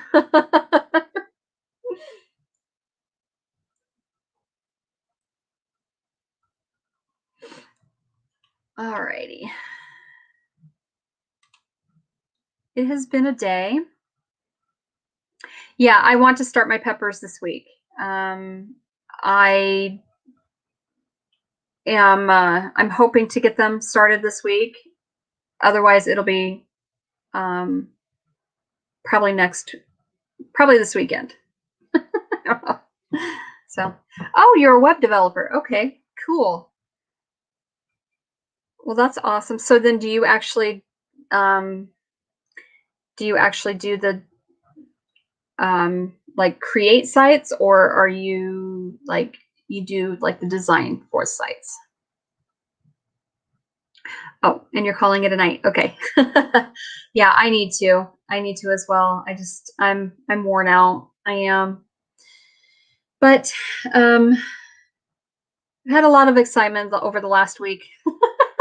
So I didn't have my grandson today, and I won't have him tomorrow, so I'm hoping to get more stuff done. And then it'll be back to homeschooling hard and heavy on Wednesday. And we'll have to do that Wednesday, Thursday, Friday, and then I think he's going to be up at his dad's for from Friday evening until Sunday evening. So, because I think it's their weekend. I had a small lemon tree in a 10-inch pot for almost 10 years. It started to flower after 4 years. I never got any fruit, but it was a very nice plant. Yeah, see, I'm kind of thinking that even if it doesn't, I'm hoping that it'll just be a nice plant to have and be pretty. You know, maybe it'll smell good. I don't know. At least help clean the air in my house. I don't know. Oh, cool. You set up servers and everything. Wow. Write code, build websites, marketing funnels, set up and install servers. You rock. I need to pick your brain.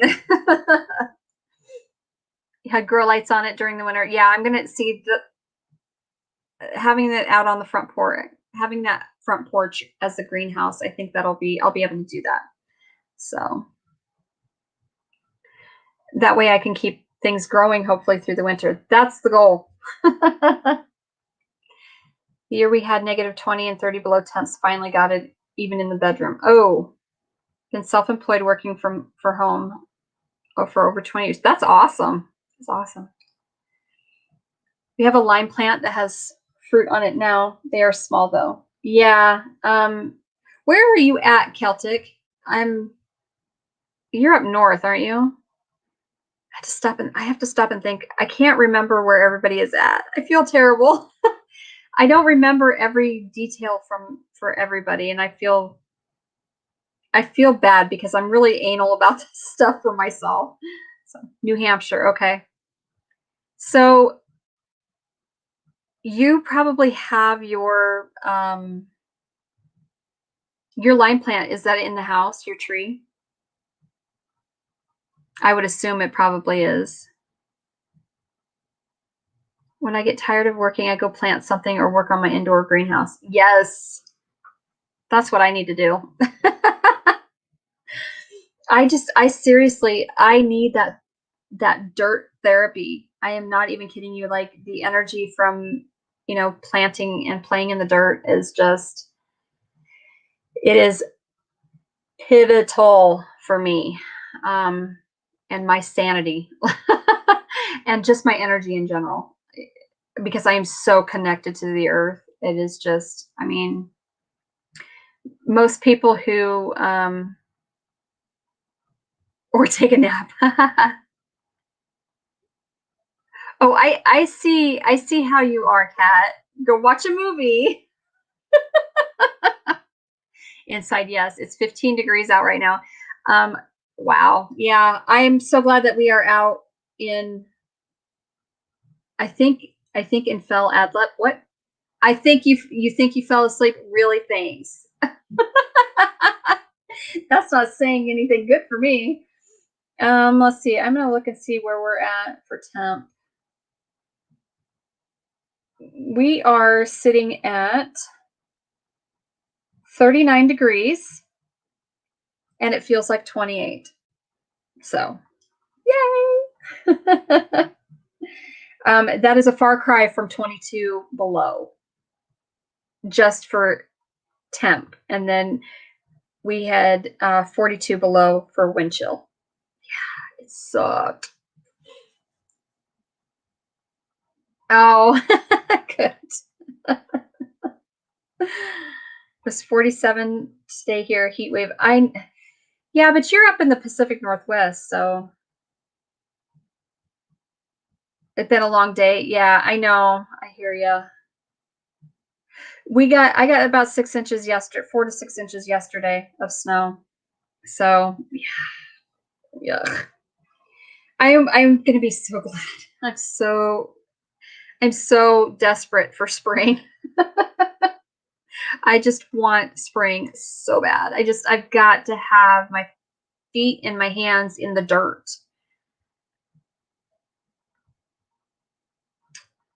You're 6 feet. Well, I don't know if I'm 5A or 5B, honestly, because it like the line is just right there. So I'm like, I'm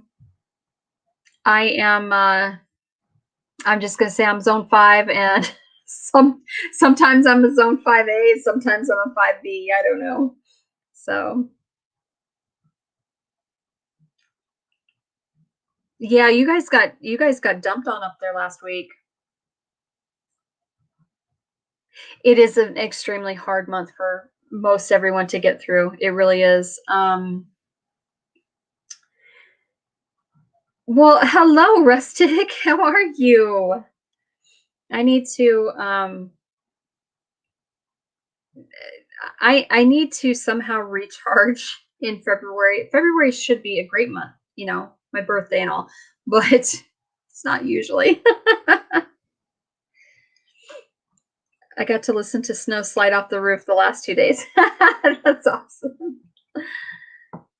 Oh, you missed it. Oh, they missed you, huh? The snow missed you up there?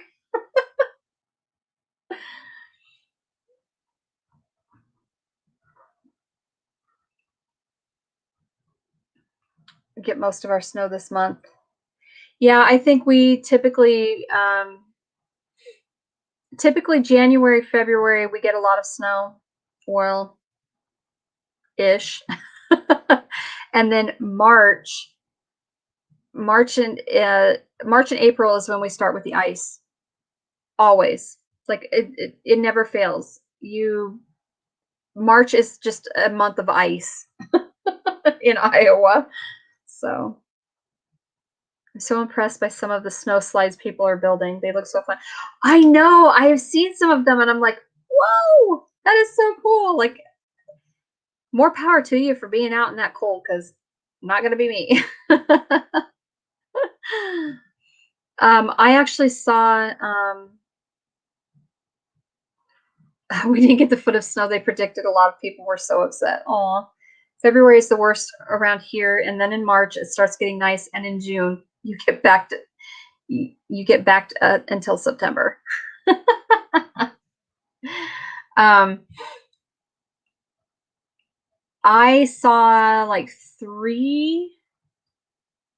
I think I saw 3 different places building snow slides and stuff on TikTok today. Oh, baked until September. See, we don't get the about mid-May is when we start getting really warm. And usually Memorial Day weekend that's the official kickoff to summer for us, especially. People are usually swimming and all kinds of stuff by Memorial Day. So I typically start opening my pool around May 1st. I get out there and I get the pressure washer out and I clean the pool out and then, start getting it set up and start getting the salt and algicide and all that stuff in it. So I get so lost in TikTok land, right? There are some amazingly creative people out there. I spend entirely too much time on TikTok. I discovered, so Kat sent me a TikTok today through Messenger. So I clicked on it. I can actually get on TikTok on my laptop. Like, what?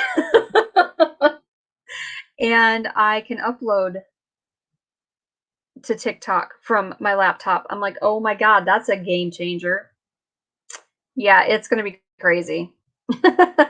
See, last I knew it was strictly more mobile. Like you couldn't do it from a desktop or a laptop. So I put my starts out in mid-May last year, and toward the end of May, frost got everything. Yeah, see, that's what happened to me too. I had most everything in the garden, actually in the ground, because we were supposed to be able to put everything in the ground by Mother's Day. Mother's Day weekend is the kind of the rule of thumb around here, and yeah, within I think a week, we had freezing temperatures and it killed pretty much everything. And so I had a really bad gardening season last year. I know, right, Kat? Isn't that crazy? Whoa. Like, oh. I want to put some soap vids on TikTok. You absolutely should. You absolutely should. Yeah, Mother's Day is kind of just kind of the rule of thumb. We shouldn't have we're not supposed to have any hard freezes after Mother's Day. But yeah, we did. I killed everything. I mean, it was heartbreaking. It was absolutely heartbreaking for me because I wanted so badly to and then I just wanted so badly to have a really good gardening season. And then I also entered the Shed Wars, and I made this cool, elaborate video, for an entry, and then everything died. And then I ended up having, other issues going on, and so by August was having was having a hysterectomy. So, it wasn't, last year was not meant to be for me. And I'm hoping that this year will be. So, goal for this year is to learn how to can and make soap. Yes! Summer kills my garden. I need to get some things planted now, so maybe I can get a decent harvest before June. Yes, and Rustic Traditions has a great tutorial video on their soap, so you definitely need to check it out. I want to do cold process, but I want to try hot processing too, because I think that it will be, because I'm really impatient, and I don't know that I want to let it cure for 4 to 6 weeks. I mean, I will if I have to, but I want to try hot process, but I really do, yeah, I want to get to a point where I could do hot process to get started, and then I'll do a cold process as well, so that way that'll cure, but I have other stock to go on. Oh no, cold process could be months of curing. Yeah, I know. It's supposed to be about 6 weeks, but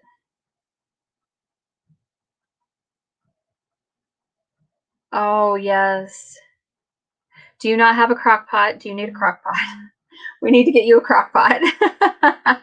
Ariel at Good Time Hauler Homestead, she does hot processing.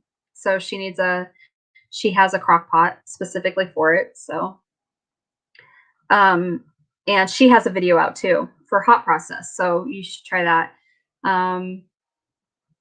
Chrissy at Along the River Homestead, she does cold process soap, and she also does like whipped body butters and things like that. So,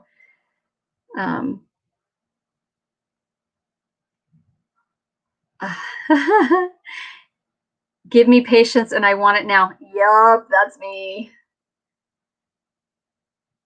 Goodwill probably has some cheap ones. Yeah. All right. Bubba wants to ask me a question. If I were a chicken, what chicken would I be? Chicken of the sea. What chicken breed? Mm,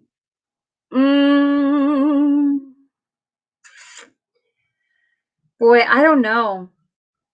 I'd probably have to be like a really elaborate, like cool, rare breed, because I'd have to be flashy. So I don't know, maybe a frizzle, or a top hatter, Polish chicken.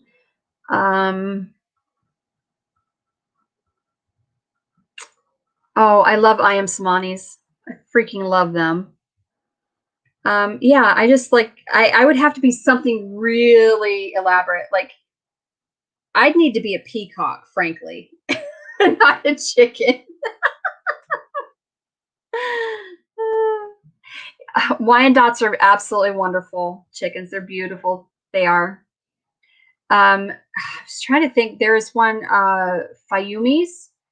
They're a Japanese bird, and they've got these really beautiful long tail feathers. Like, they are super long, almost like a peacock's, really long, and they're colorful. Like, they're mostly white, I think, for the most part. And then they have these just beautiful colors in their tail. The peacock would be my rooster, right?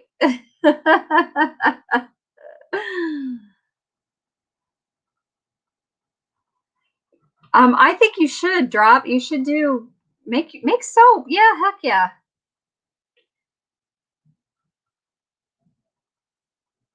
I know peacocks are gorgeous. I want to raise peacocks. Like, I want, my favorite are the white, um gosh, I can't think, not white shouldered, but they're all white.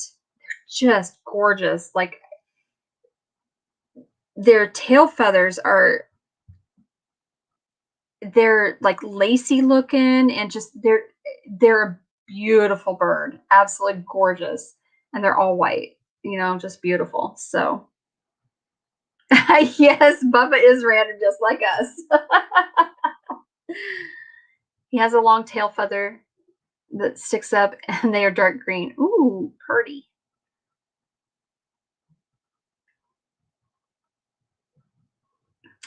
My rooster is a jerk. He is Lou the jerk. Like, actually, I call him Lou the dick because he's horrible. He's mean. So today, so he's been really well behaved lately, but today, well, yesterday, I think it was. No, it wasn't yesterday. The day before, um, Tony went out and took care of him. It had to have been, maybe it was Friday on my birthday. Yeah, I think it was on my birthday. Anyway, um, Tony went out and took care of them for me, and he no more than got inside of the coop, and Lou was trying to attack him. And then now yesterday, Lou only tried to attack me twice. Today, he was all up in my business, and just like he was super aggressive today. And finally, I looked at him and I hollered at him and I said, "You come at me one more time, and your ass is going to be in the pot tonight." And he just like kind of looked at me funny, like he understood what I said, because he backed off and he didn't bother me the rest of the time I was in the coop. And I was trying to spend some time in the coop with all of them, because it's been so cold. I haven't really been able to be in there. And yeah, he is such a jerk. He will jump at me and he will spur me, and like he will attack anyone. He's just mm.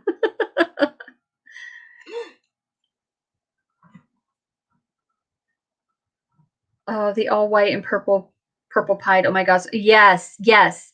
Those purple ones are freaking gorgeous too, but yes. Pied, that's what it was, the white pied. I couldn't, for whatever reason, I couldn't think of their name. I knew it wasn't white shouldered, but it was white pied. So your rooster pecked at you today? Oh, like, is it going around? Like, our roosters just, it must be a rooster thing today. I don't know, but yeah, I don't know that I can get rid of, I don't know that anybody would take a mean rooster. And I don't want him going to, even though he's a jerk, I wouldn't want him going somewhere where he would be used in, cockfighting or, anything like that, which is surprisingly rampant around here. um, hey, TJ, you don't have a roo? I, Vincent, I actually do, I do that with him. So actually what I do is I will pick him up and I hold his head down to his chest. And I have to do that frequently. There for a while, I was doing it every time I went into the coop. And after, I don't know, I would say probably a week of doing that, he backed off and he didn't attack me anymore. And so I let it be. And then all of a sudden he started doing it again. So I'm not real sure if that's a behavior that can be corrected permanently, or what the deal is. And he does not like to be manhandled. Let me just tell you what. So yes, so there's so many ways of trying to make them learn that, you know, no, I'm the cock of the walk. I don't care. I'm the alpha, not you. So there's it's a long process too, to get them to actually behave like they're supposed to. And I just don't know that it's permanent. So, but there's lots of different ways to do it. I agree. I have tried this. I've tried a sidekick. I've tried just kind of, kicking it, not really, not kicking him, but, pushing him off with, with my foot. I got so mad at him. One day he was just coming after me like constantly, and I could not do what I needed to do. And I actually had a dowel rod that I take that, or I take my, I have a board that I'll take in with me. And usually it's the dowel rod because it's easier for me to handle. And I have hit him with that thing, like, because he just kept coming after me, and I hit him so hard, it stunned him, that he was literally like, he didn't know where he was at. He was so disoriented. And I don't like to do that. But I'm not going to put up with that crap.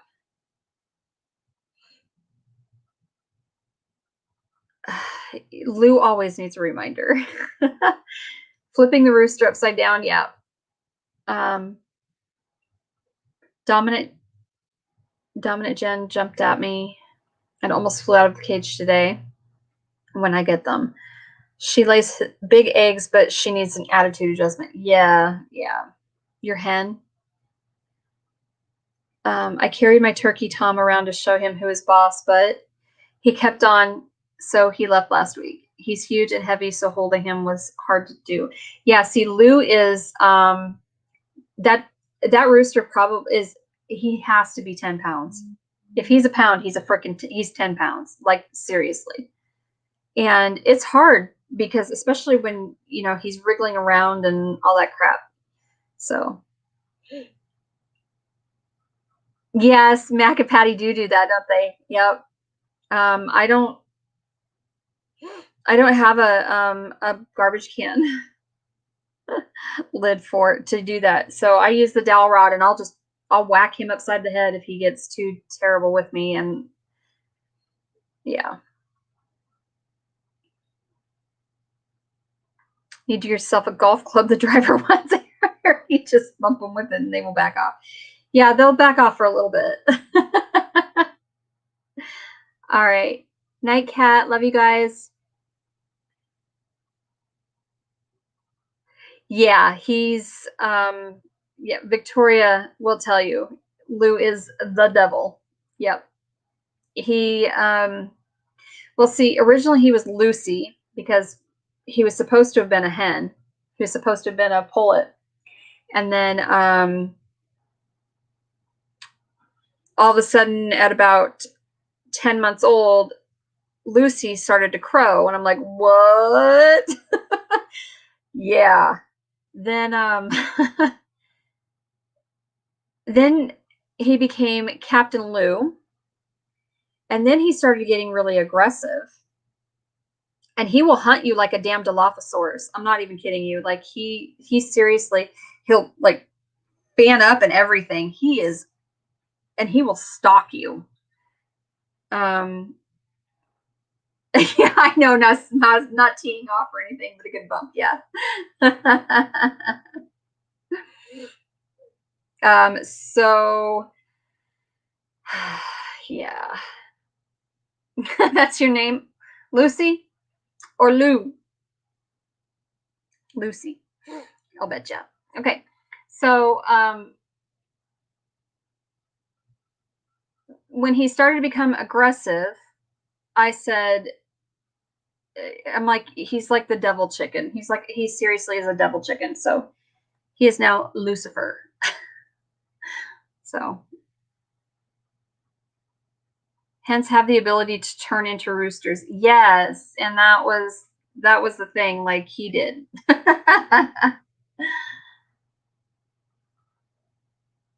Yes, he is handsome, isn't he, Bugs? That rooster, he is beautiful. He is a handsome boy. But it's funny because I always make the joke, why are all the good looking ones always jerks? Why do they have to be the jerks? Yep. He is. I tee off all right. Yes. Okay. Yes. Lucy. So I have and that's the thing, like Lou, his counterpart was Lucy, or was Ethel. And so I had Lucy and Ethel. Not so much anymore. Now it's Lou and Ethel. And they're both sapphire gem olivators. So they're sapphire gems. They're so, so pretty. He's a handsome, handsome boy, but he is a real jerk.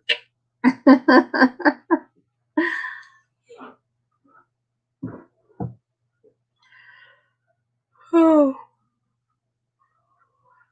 I was too busy admiring myself in the mirror. What did you say? Yeah, right.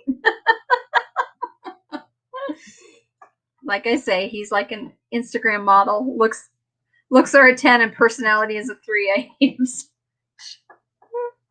I know it. It is true too. It is so true. All the good is put away, and I'm going to reward myself with a Klondike bar. Woo! Yeah. The food. And Tanlet. You're on the tablet, aren't you?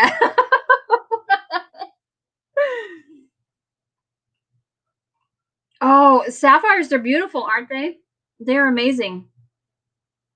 They're all hens. Aww. Yeah, so I kind of figured you were on the tablet. So Ethel's eggs are beautiful. They're like they're a pale olive color. They're really pretty. So, aw, sex links are great egg layers, I think. And barred rocks. Barred rocks are beautiful. So we have the 2 sapphire gems. I have a Midnight Majesty Moran, a Black Copper Moran, a California White, Prairie Bluebell Egger, and a Rhode Island Red. And yeah, I have a beautiful flock. They just don't lay enough eggs. 5 eggs a day out of your, oh my God, that is nuts. I wish. At most, I might get 5 eggs out of 6 hens. Yes, they are. Those both sex links and barred rocks are beautiful birds. They are. Yep. Yeah. So the sapphire gems, they're kind of a pale olive. It's pretty eggs. They are pretty. You got them in May, so they're not even a year old and they're already laying that much. Wow.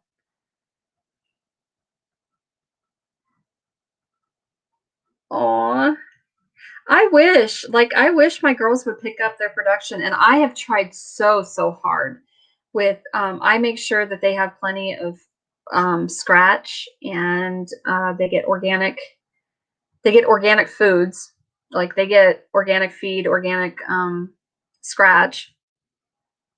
And the reason I give them more scratch at this point, because it'll give them, the corn in it will give them more heat for whatever reason. I don't know why it makes them produce more body heat. But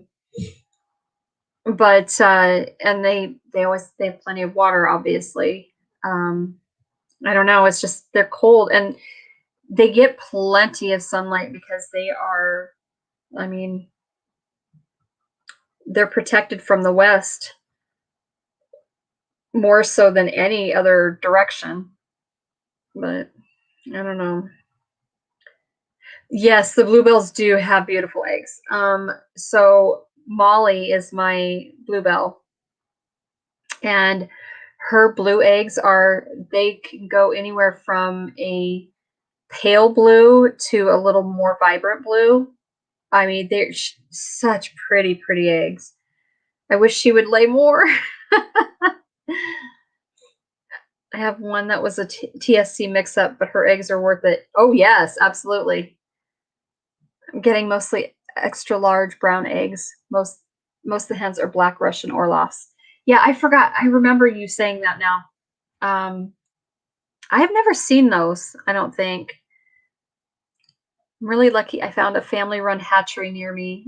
No need to order online as it's a nightmare now. Yes. So FedEx is saying no, they're not shipping live chicks, and now the post office is saying, yeah, I don't think we're going to right now either. They're super backed up. So we have a hatchery that is an hour and a half or hour and 15 minutes from us, and it's Murray McMurray hatchery, and they're family run. So I'm actually going to, if I ever am able to put in a chick order, which I don't think I'm going to be able to for a while because I need to get a new coop built. It's got to be bigger. It's got to be bigger, and I need to get a run fenced in and enclosed to some degree so that I can, until I can afford to get the netting. I really want to get Premier One netting, but they're also an Iowa company, and I try to buy, as local as possible. So I try to use Iowa companies before I use anything else, but I can't afford that netting. It's like a $600 setup, and I can't do it. That's way too much right now. So there's some really big girls. Corn and black oil sunflower seeds. Yes. Yes. Mine just started laying again about a week ago. Our weather is not an excuse for them to be freeloaders either. They quit laying back in like November. They go through that though. Oh yes, yes. Murray is great. They have fantastic customer service. The other hatchery that is here in Iowa, which actually my girls, all of mine right now, they came from Hoover Hatchery, and they're in a town called Rudd, Iowa. So they're also a family-run business. So they sell a lot of theirs. I got mine through my farm store that's only about 15 minutes away from me. So at Baumgar's, and they sell from Hoover Hatchery. Tractor Supply, I know, does Hoover Hatchery, but they also do Murray. So, yeah, if I can, but I really would like to just call up to Murray's and say, hey, I want to put this order in. Can I come pick up the chicks? Because they would. They allow, as long as you're local, obviously, they'll let you come pick your chicks up. So chicks are just as cheap or cheaper at the feed store here. Yep, they are. I had one of the neighbor's cats sneak into my coop cage, and the rooster tore a new one. It wasn't a small cat. Yeah, I know that my Lou would he would hurt.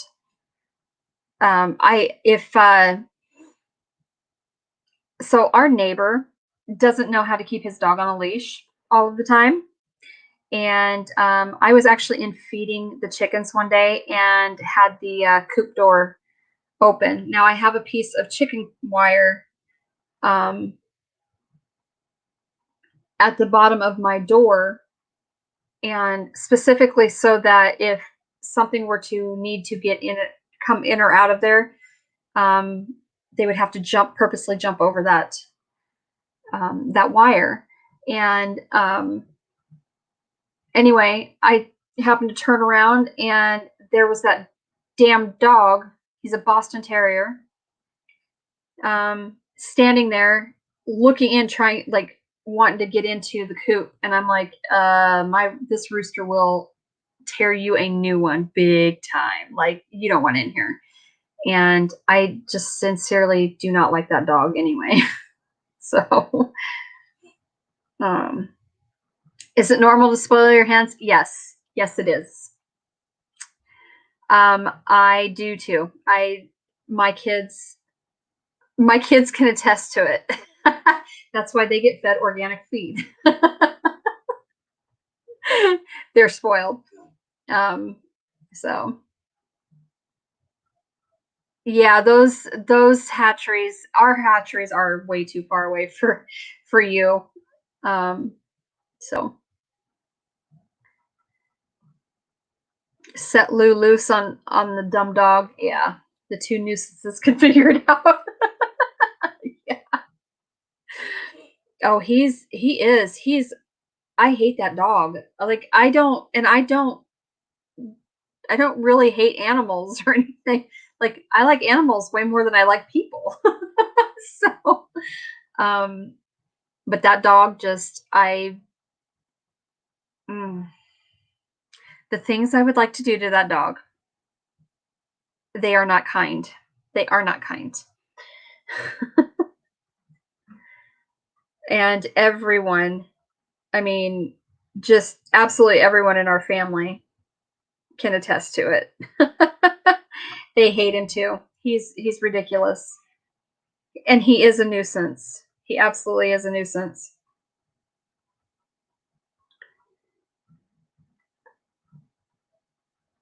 Oh, yes, yes. They're fantastic hatcheries. They are. If I had a neighbor dog that didn't know how to stay home on a leash, I would repeatedly take it to the pound, make the owners pay to get it back. So we don't really have a pound per se around here. And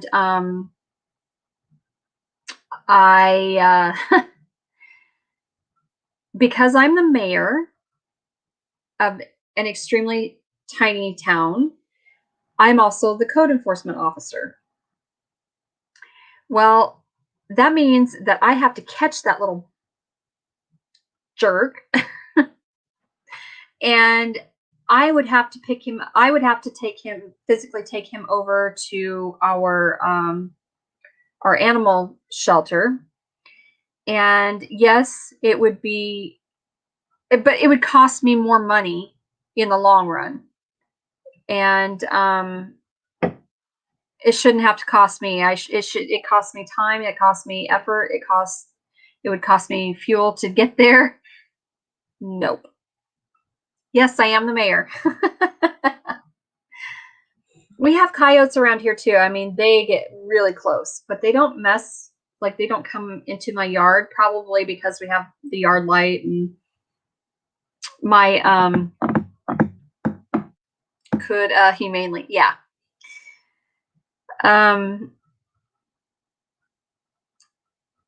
The coyotes are not really an issue in our yard, in our area. So, like, they're out in the field. They're very close, usually right across the tracks in the field, right across the tracks, which is about, I don't know, maybe 100 yards away. So, don't even have a fast food place in my town. So small. We have a gas station, a small grocery store that when you walk in, you bang your head on the back wall. No dog pound. Yeah. What's a fast food place? We don't even have a grocery store. We don't have a gas station. We've got nothing. We literally have 40, I think, ish residents right now in this town. So, needless to say, I'm banging my head on the wall.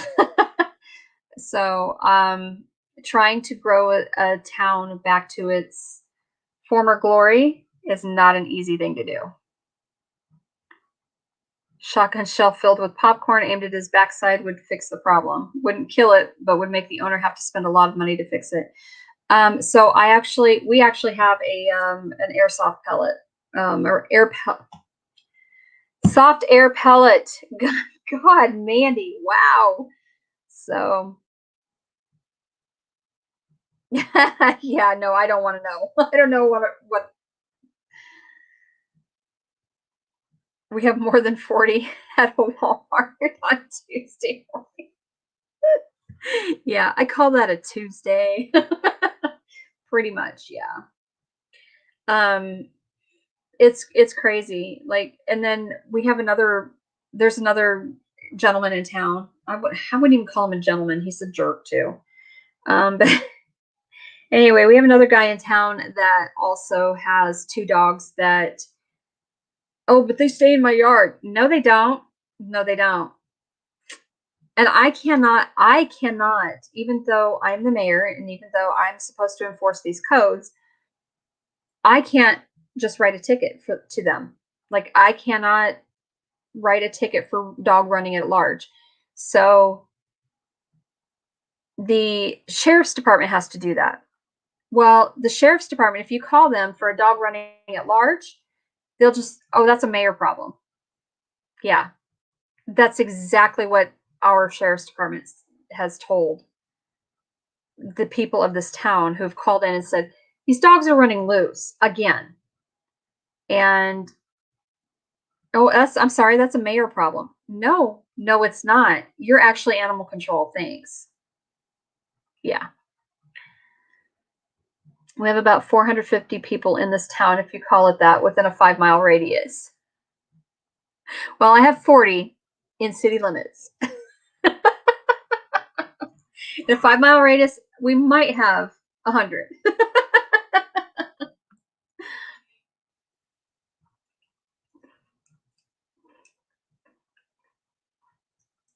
I do not have access to a live catch cage. No.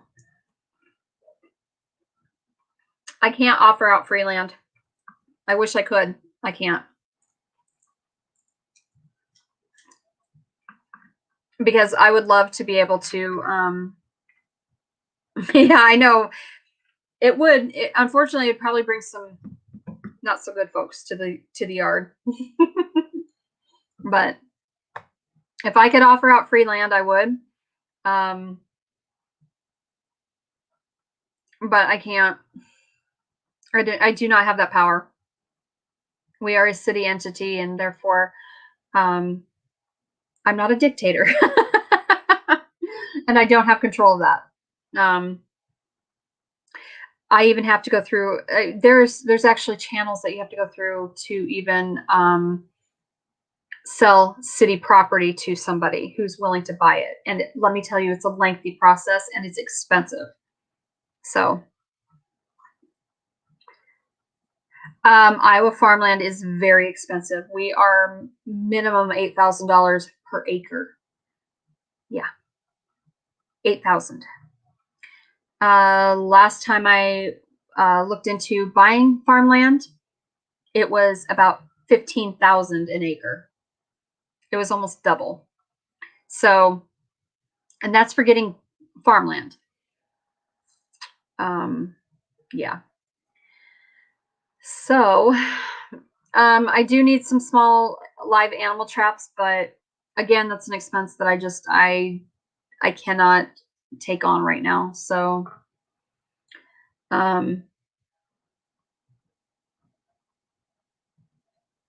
preppers to the yard. Yeah. So how do they expect you to grow the town? They don't. They don't care.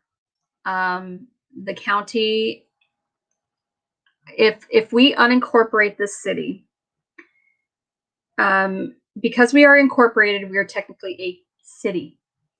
Okay, so but if we unincorporate, that means we disband the city council and all of the city entities. Then that means the county absorbs the care of the city. Okay, so the problem with that is that the county does not actually take care of unincorporated towns. They don't. They just collect the tax dollars and that's it. They don't care.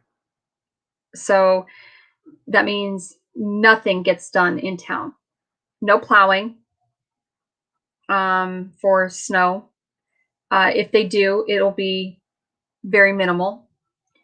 So there'll be basically no plowing. There will be, if streets need fixed and or replaced, it's not going to happen anytime soon, which that's what I'm running into right now, is that I don't have the money to, we need to replace the storm sewage. And because we don't really have any. And per DNR code, we are supposed to have this all updated and whatnot. Well, because we are such a tiny entity, we can't do that. So I have been, for the last about almost 6 years now, I'm actually up for re-election come this November. So my seat is up for re-election. And I promise you, nobody wants this job. It is not worth $250 a year. But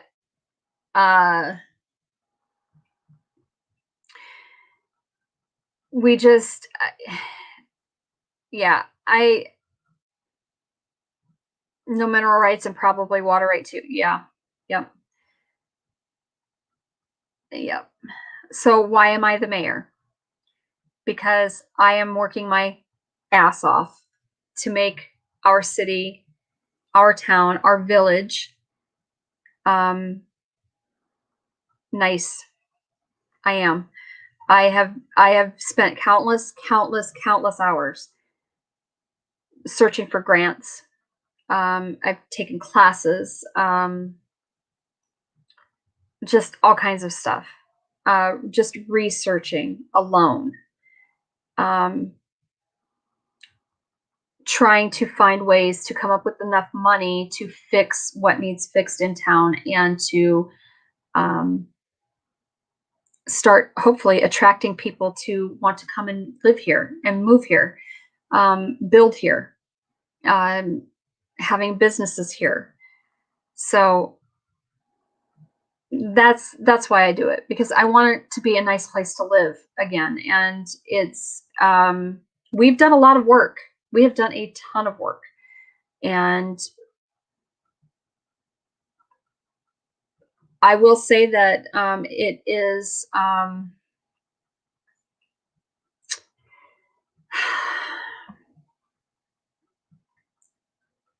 it is a massive headache, but it is a labor of love, and it's a ton of work.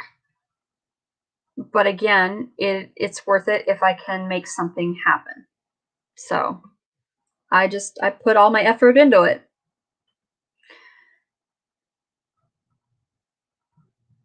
They paved the streets this year, finally, east to west, but not north to south. Yeah, all of our streets need replaced. They all need replaced. We have to put in new storm sewage. We're talking millions of dollars. I don't have it. Move to my city, we pay $300 a year. Really? Wow. Working my ass off, but can't get shit done because folks don't care or won't let me. Yep. Yeah. It's cheap to live here. It is very cheap to live here. Our property taxes are dirt cheap. And, you know, the amenities around here reflect that, I promise you. But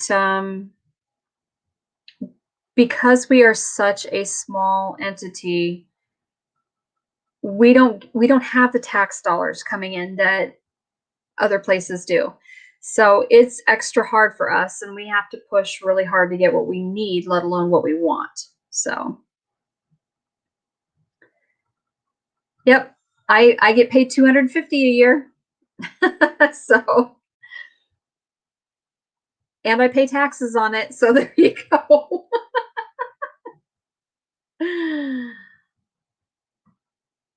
But it's Iowa. Iowa be cold. Yes, Iowa can get very cold.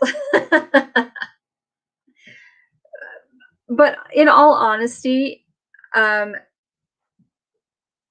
it is very cyclic as far as weather goes, as to how cold we get, how much snow we get, whatever, the weather patterns. They are actually very cyclic. About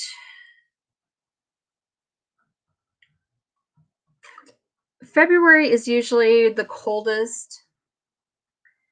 January starts to really cool down, where we're getting to the point where we're starting to hover right around freezing or below. And then February is when we start hitting really pretty cold temps. But I don't know, it's pretty typical for us to have an average, I don't know, somewhere around about 20 degrees through the winter. And then obviously we end up having like a few weeks out of the winter where we are we're sub-zero. But it's usually not quite this bad.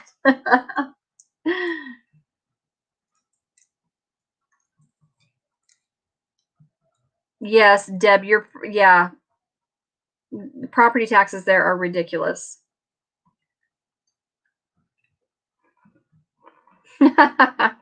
Yeah, I don't blame you for wanting to be in Arizona, but I couldn't do the extreme heat in the summer. I couldn't do it.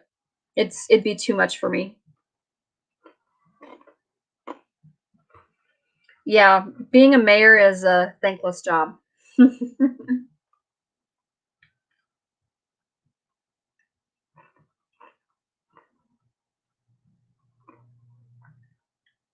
Client that was RVing in Sedona, and he started talking about how warm it was there.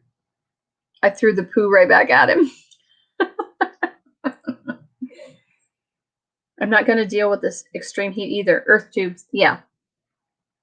But if you're planning on having animals, they're going to have to. So I can deal with the cold as long as I have air conditioning in the summer. See, I can't really deal with the cold very well either. The extreme cold. I don't like the cold because it physically hurts my body to shiver. I mean, it does. It hurts so bad for me to shiver. I hate it. The heat doesn't bother me as much. It's the humidity. Humidity is a killer for me, for my fibro and my arthritis. Like, it's horrid. So as long as it stays, we don't get super humid for very long through the summer. That is also very very cycle-like, so cyclic. We usually have in July is usually our very humid month.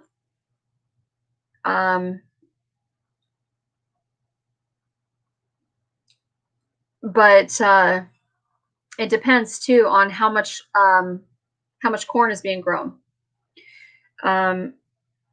So corn actually can produce. I can't remember it, so I don't want to. So don't quote me on this, but per acre, I think it's like,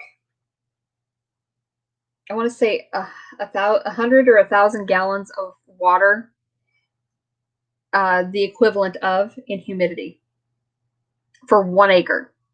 It's crazy.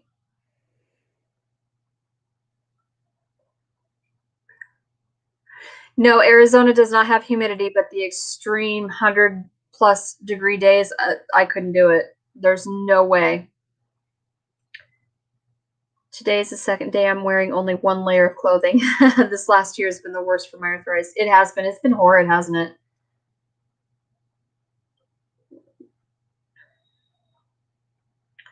Not really. Don't burst your bubble. Yeah. Yeah, it can get really humid there, but That's pretty uncommon. I think it's probably cyclic, like it is here, to some degree. It's probably a rarity. It's probably a lot more rare that the South gets. Well, Arizona gets humid, but yeah, this I wear layer after layer after layer. I mean, it's nice and warm in here right now. My feet are cold. My feet are cold on this floor. And I have shoes on. I have socks and shoes on. And my feet are cold. So, yes, I'm sure it does get very swampy feeling in Florida all of the time, most of the time. Arizona's like Washington State, lots of microclimates. Yes, Arizona is a beautiful state. It really is. Like last year when we were down there and traveled through the entire, pretty much the entire, almost the entire state, it was absolutely just gorgeous, and it was amazing the various climates that existed. I mean, you had mountains, you had snow, and you had that desert. You had, like, it was just crazy. It was so crazy. It just went. It was like all of, every climate wrapped up into one state. It was absolutely crazy. I've been through the painted desert during the July and August heat. I became a morning person just so we could get where we wanted to go by 11 a.m. so we didn't cook. Yeah, yeah. The thing about heat is that it's only hot for a short time. Stay in the shade and don't go out in that time and you're golden. But yeah. There's not I don't know that there's a ton of shade in Arizona. At least the places I was in. When it got super hot. I actually got sunburnt in February last year. We got down there and it was 70, 80. It was like 70. On my birthday, I sat out in their backyard and it was like 78. Oh, oh, excuse me. Sorry. That was out of nowhere. So I ended up with a sunburn.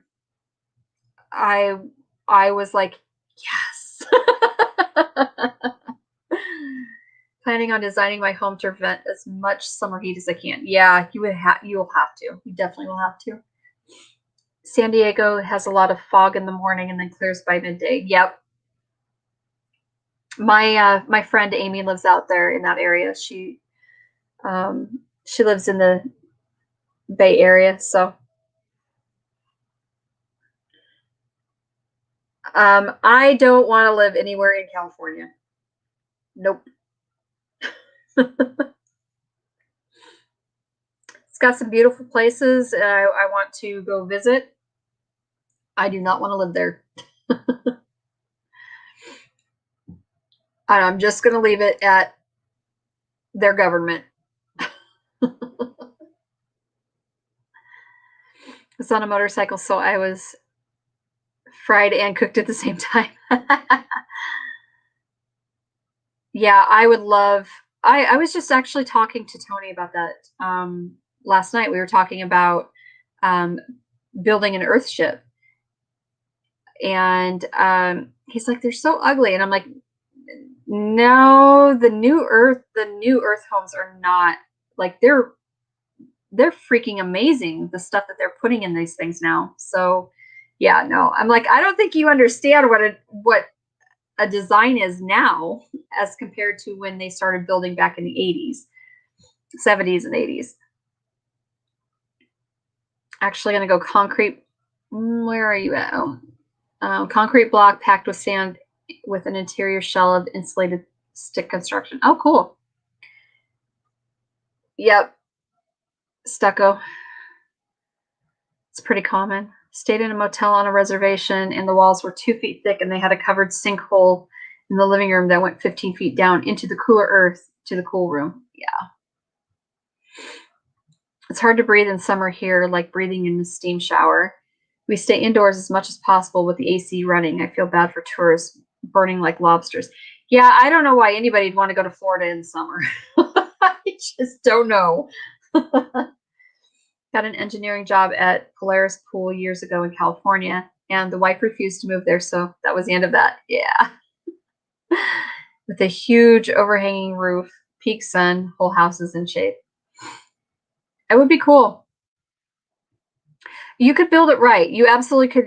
You could build it perfect for, to keep you cool and whatnot year, and also warm then, even in the winter. So I have seen some absolutely amazing designs, and I am just in complete awe of some of the materials they're using and how they're using them, and just like they're amazing. It's not stuff I would even think of doing. Like, I would have to, but I'm not an architect. I'm not an engineer. I'm not any of that stuff. So, oh, lives in Tampa. Yeah, where are you at, Lucy? I know you're down probably. Disney in summer so miserable. Yeah, I'll bet.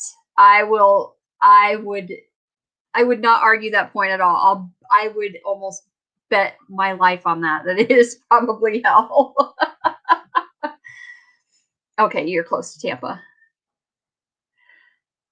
It's in Daytona over July 4th in 2001. Temp was 97 with 98% humidity. The air conditioner has one setting on. Yep.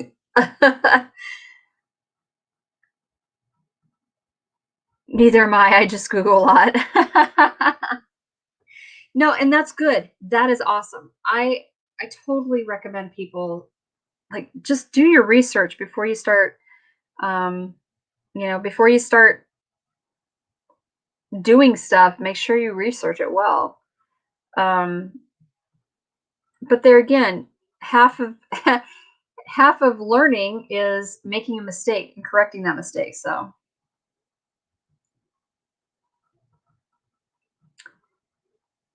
oh, cool. They do security jobs in Tampa.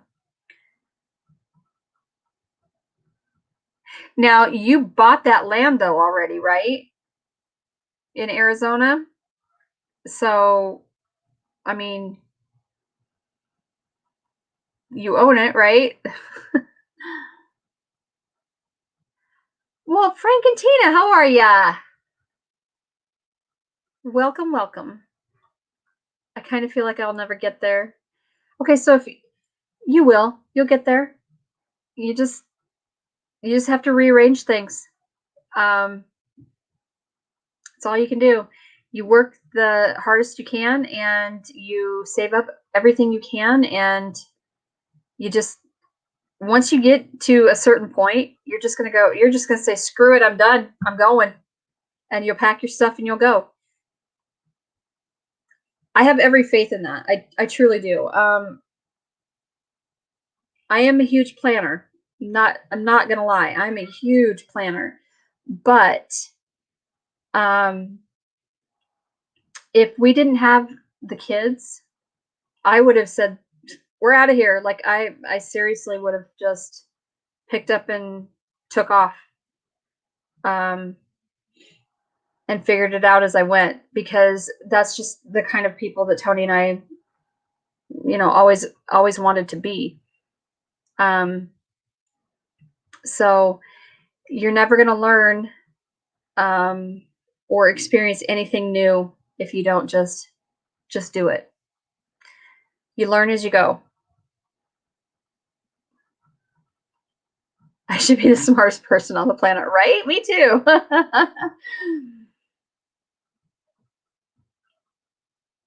I am doing fantastic.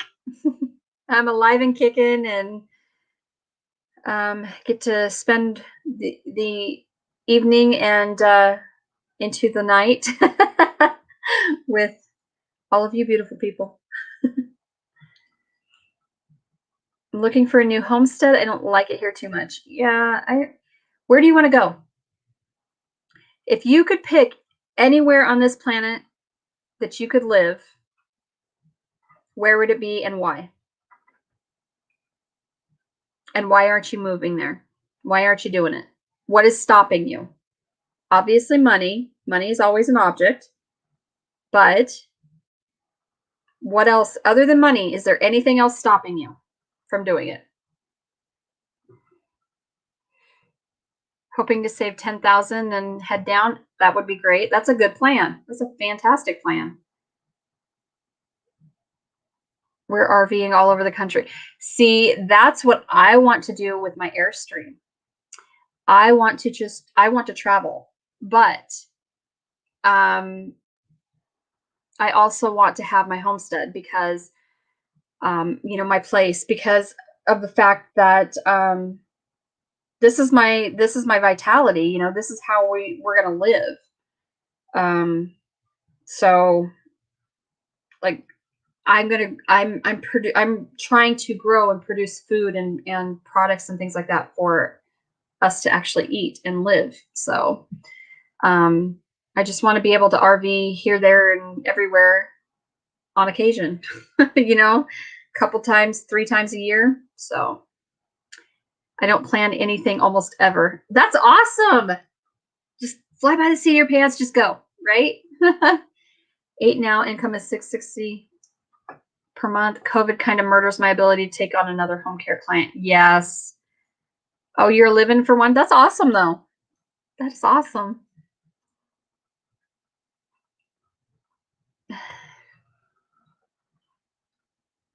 The Ozarks are beautiful, and I would, you know what? You need to,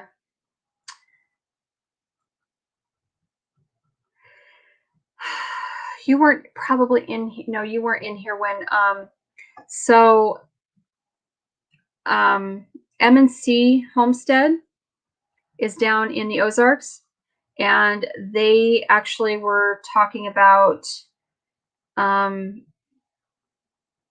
they're looking for somebody to help them with their homestead. So I would, M&C Family Homestead, I would get in touch with them. They will help you get down, like they will help you give you information to help you get there, kind of thing. So it's just the right place. Yeah. Arizona land is cheap. I paid $3,800 for my 5 acres. Yeah, see, that's awesome. That is awesome. But now you have to develop it. But you can do it. Frugal Off Grid. That's another one. If you're not following Frugal Off Grid, you need to be following him. He went down there, he bought land. He is living in his van right now and developing it as he can. So it's my 83-year-old father. Once he goes to be with my mom, I'm gone like a fart in the wind. I don't blame you. Yeah, California has just, I've got an opinion on that, let me tell you. We began full-time RVing almost 5 years ago, but had to stop about 2 years ago to take care of mom. We love RV living and I miss it. Yes. Absolutely, you should do it. If you can do it, do it. Just living in your minivan. It's funny because we just watched a film on Netflix last night, or no, it was on Hulu, I think, maybe. It's called Nomadland. You need to watch that. It's a tearjerker, I think. When I was 19, I moved to Panama City Beach with almost nothing. Within 6 months, I owned my own business and was pulling in $6,000 a week in '89. Oh, nice. Was there for 4 years and had a blast. Zero plan. That is amazing. Like that's the kind of life I wanted to live prior, to having kids. So I think I am. I might have removed him after a stealing the election vote, but that may have been someone else comment. Okay. I don't know. I watch him more on TikTok and Instagram. I'm not like, I don't know. I don't spend a lot of time on YouTube anymore because I just don't have time to sit and watch video after video after video anymore. And I can watch all these TikToks for hours, because they're quick videos. They're 60 seconds or less, and I can lay in bed at night doing that. So, whereas I have to get I can't watch YouTube on my phone. It's just a major pain, and I don't like to bring my laptop into bed because then I have to get up and shut it, and I have to, yeah, it's just a pain. So it's the only reason I was here in Spokane. Folks passed within 4 months of each other. Now I'm looking for the right property to buy. Yeah.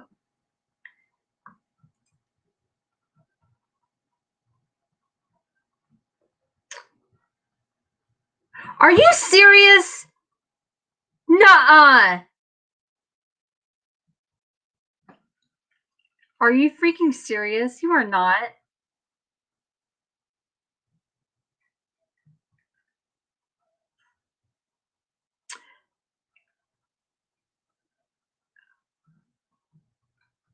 I'm speechless right now. Seriously, you are not. Are you? Oh my freaking God. That is awesome. Dude, didn't you get it? You should have gotten money from that. I thought it was an awesome movie. Tony was like, no, that's too depressing for me.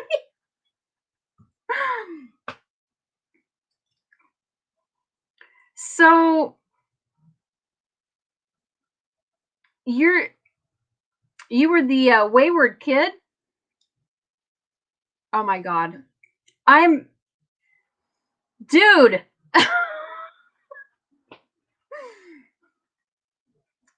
We are the same. We have 10 times the people on TikTok. Yeah. Yeah. If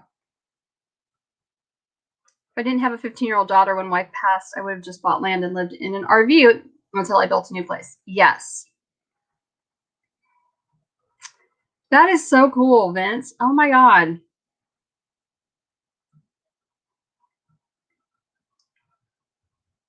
My dad's all I got parent-wise. Lost my wife last June. I need to make a big move and start over, but not till he is done. I will never leave him alone.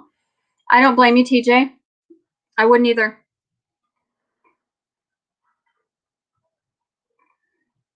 No, I know you weren't in the movie, but still.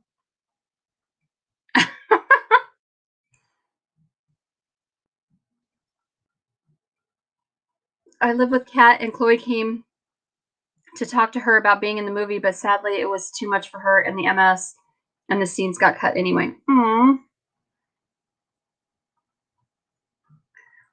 That is just too freaking funny. Wow. Serendipitous.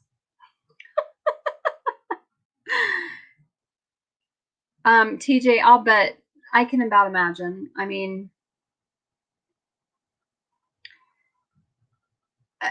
I will tell you that honestly, like, I seriously have been, Linda and Swanky and all. That is so cool. Like, Swanky was so cool.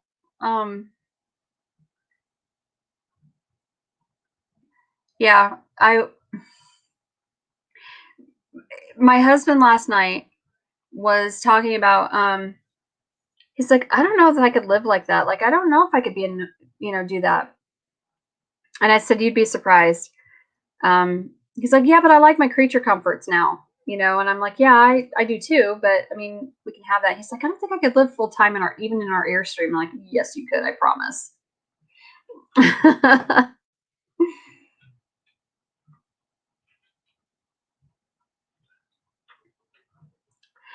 I am knocking on wood that I still have my husband around, obviously.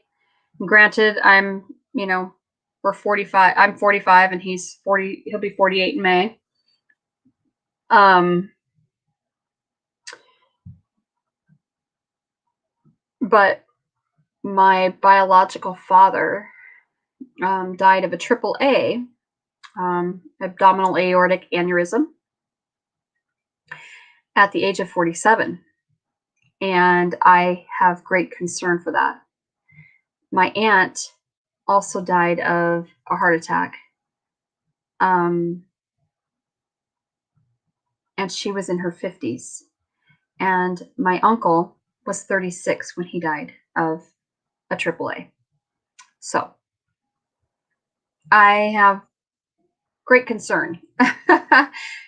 So I count my blessings with that I still have my husband with me. I don't know that I could. I don't know how long I would survive without him. I don't. He and my children are, and my grandson are, they're my everything. So yeah, living out on the road like that, living a more nomadic life, it's not any harder. It's just difference.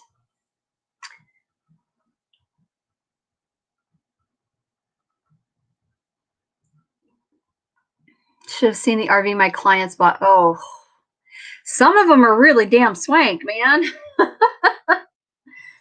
I asked a friend who lost her husband 4 years ago, when the rawness goes away. She said, never. You just get used to it being there. I can imagine. Yeah, it's crazy. And some of those RVs, you have to have like a Class A license to drive them. Not even kidding you. It is nuts. And yes, cancer does suck. Big time.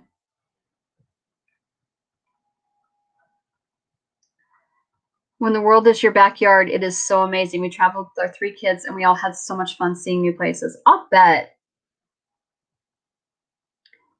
Aw.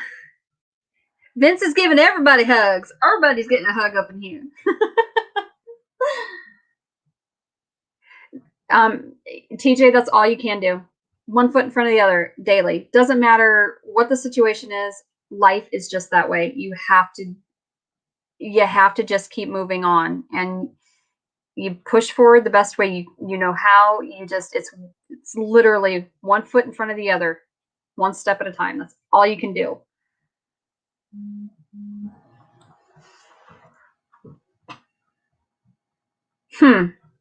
Well, that is just too dang cool. Such a selective crowd I have here.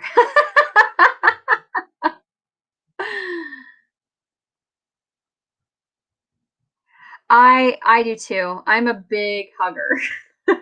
So people like, when they meet me, um usually it obviously depends on the situation.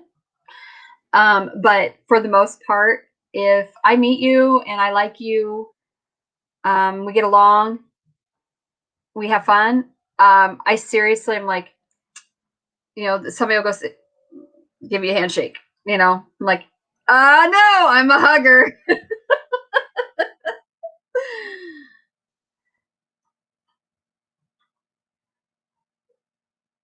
Not in Florida, they let anyone drive RVs here, which is kind of, that would be terrifying. It's what she would tell me to do, so I do what I know is what she would want. Yes. I really would like to live in an RV and go around the country, but we have 3 grandchildren, full-time 9 months, 10 years, and 6 years. Holy cow. And I'm 51 and Tina's 53, and we have 1 income, so we are here for a bit. Yeah. But that's the thing. Like, if I could just pack up my entire family and we could just go, like, that would be amazing. It would be great. Now you really missed your van. I'm sure. Yeah.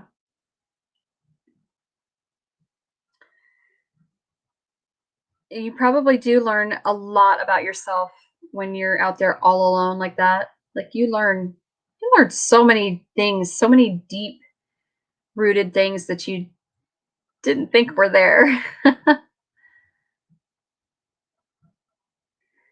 Seriously, a joker all the time. Love to have fun and cut it up. Yes. That's so much fun traveling on our motorcycle before my son was born. I have been to 25 or 26 states through the middle of the country. That's cool, Deb. That is so cool. I actually, so one of the things that I want to do um, this year is so up in the Badlands. I went to the Badlands when up in South Dakota. I've seen Mount Rushmore. Um, went through the Black Hills. I went through. See, we went to Deadwood. We went to Wall Drug, um, and the Badlands, and like it was just amazing. And I really, really want because I love the when we went to the Petrified Forest last February. Um, I got that same feeling that I did when I was 10 and we went up to the Badlands. There's such rugged beauty and such a peace, and like I can't even describe the feeling. I really seriously cannot describe the feeling that those places have instilled, like just brought up all this emotion for me. And I really want that to be one of the things on my list is I want to take my husband up to the Badlands because he was like, I really would like to see that. And I'm like, I can't even tell you the feelings that those places have given me. So I would really love to be able to do that this year. All right, we'll talk to you in a minute. I can cook better on a campfire than most chefs in a kitchen. You're right. Life is too short to not have fun.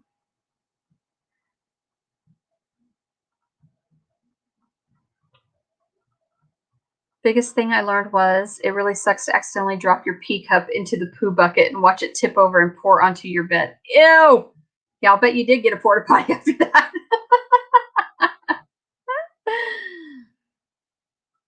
Oh, Deb, yeah, there's something about it. There's such a peace that comes over you. It's amazing. And the weird thing is that pictures, film, video, it does not do it justice. Like it does not. It just does not.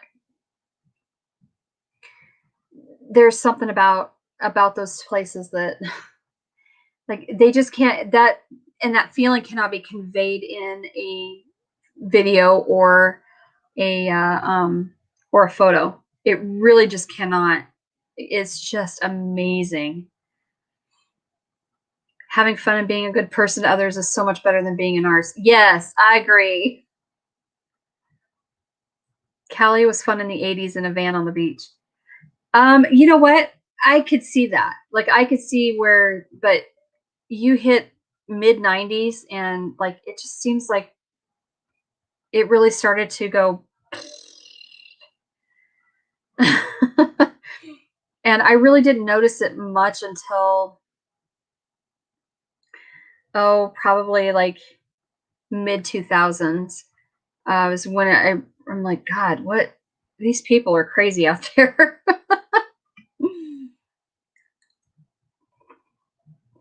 No, I don't think they do. I'll bet they don't.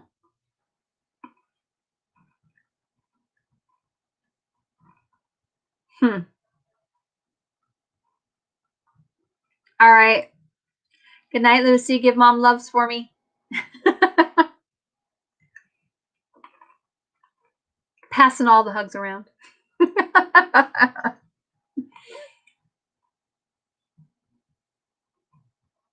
Well, I said like an hour ago. I was gonna get off of here. This is what happens to me every week.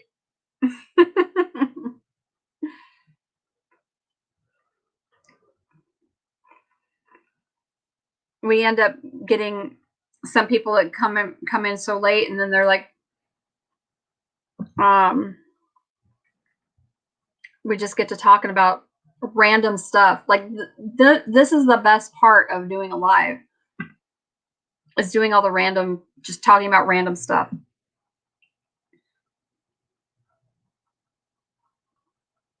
Oh, boondocking would be great, I think.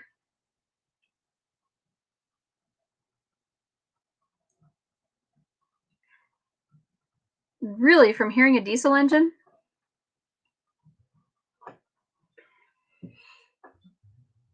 Well, I will tell you that you should be able to easily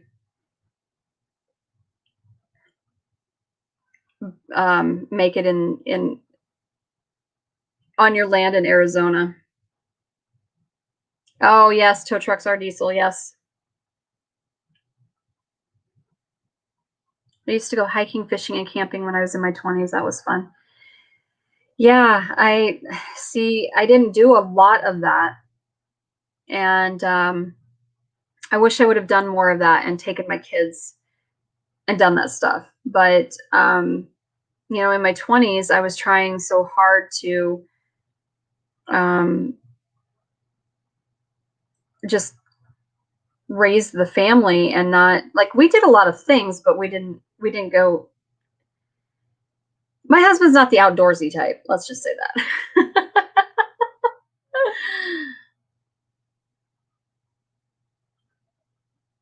Nice. Zion National Park. How pretty.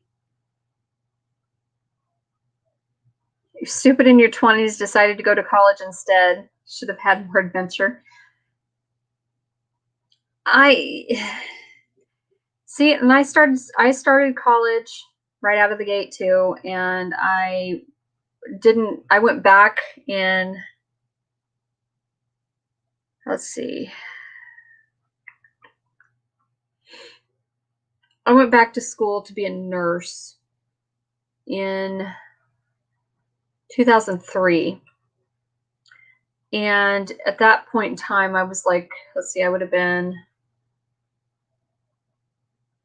I was 25, I believe. No, I was older than that. Hell, I don't remember. I can't even do the math right now. That's terrible. um, and then I became a nurse. Graduated. I graduated and got my license in 2007. And so I was not a nurse for. I was only a nurse for 7 years before my brain injury. So yeah, but I was a damn good nurse because I loved what I was doing. I must have been a gypsy in another life. I love traveling and staying in camping areas and cooking on the campfire. But how I love my creature. But now I love my creature comforts. Yeah. See, I don't know. Fashion design. The school I went to shut down.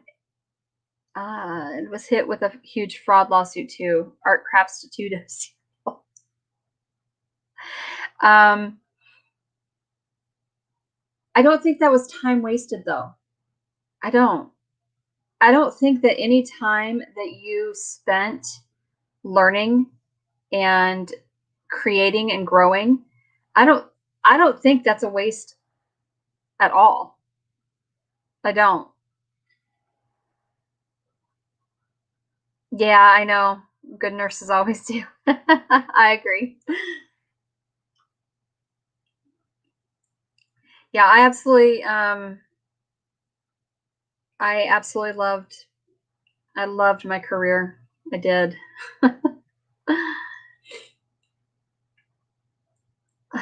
I remember that one. Geez, yeah, it was bad. See, I don't I don't remember.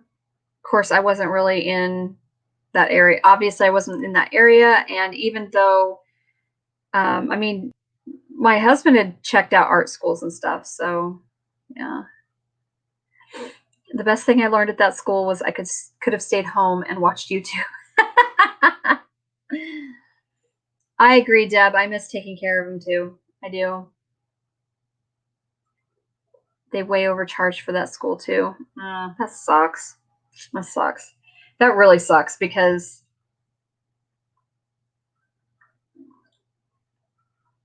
I mean that's such a waste of money. I don't know. And I have a loan I never signed that demands $20,000 that I repay. How do you have a loan that you didn't sign for? Did you ever receive the money is the thing, or did the school receive the money? Because I would dispute that. And couldn't you dispute that anyway? Couldn't you, like, wasn't there like class action lawsuits and all that other crap against them? I don't know because I don't know anything about it. But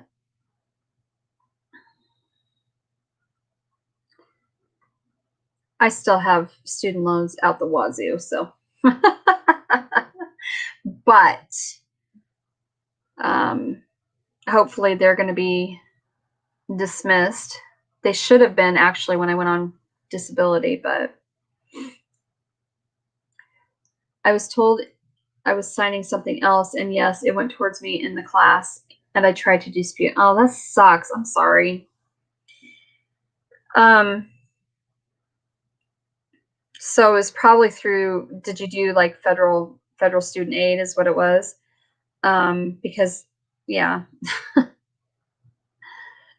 there was a class action, but the loans weren't dismissed. See, that's not right. That's not right. It should have. I'm gonna sneeze. Sorry. Oh yeah, Freddie Mac and Sally Mae were bad. They were bad news.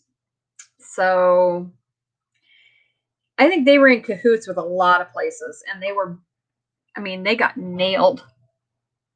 They got nailed themselves. So, and they should have. And your loans should have been dismissed. That's BS.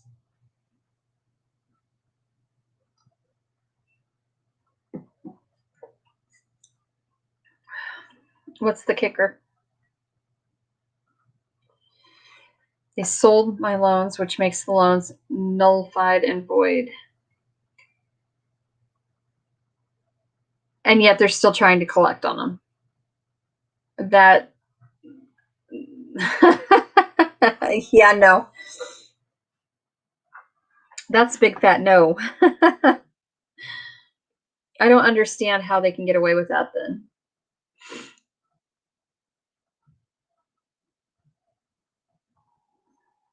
But I guess I don't really know. I know some people that have student loans, they end up they sell that stuff all of the time. So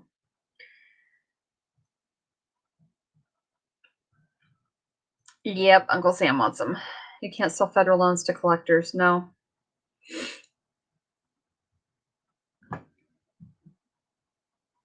And Sally Mae and Freddie Mac were both they were both backed by the federal government. So I don't understand how that can happen.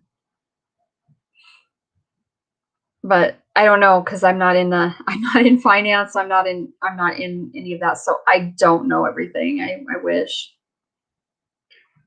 I'm 45 and still feel like a dumb kid. So there you go. It's funny. Terry calls me a much younger Yoda. I'm her Yoda.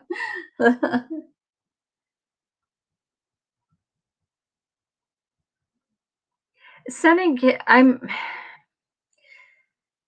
my kids have all gone through college, um, but I think for my son probably was it was the easiest. It was the best. Um, and he didn't come out of school with like you know $60,000 worth of loan debt. He didn't. It was it was great. He the school he went to was a community college, but it was vocational, obviously. But and now the kid's making bank. So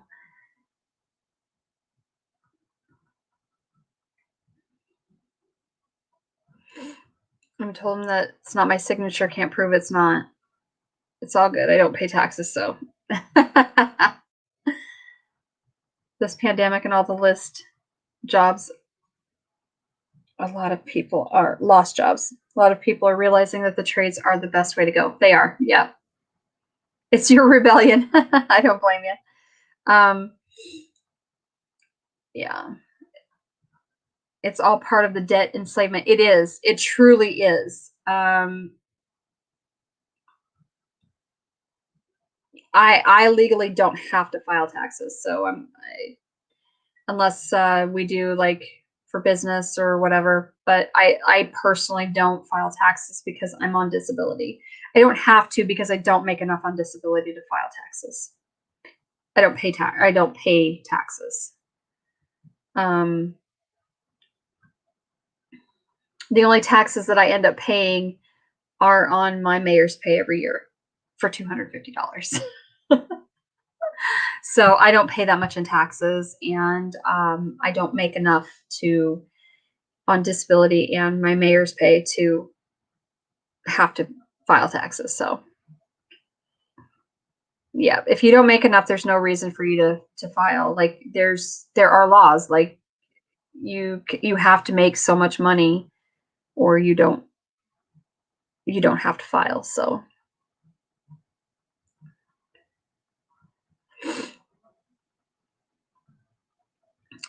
my grandson is working as a diesel mechanic, and the middle one was going to school to be an electrician before he got laid off.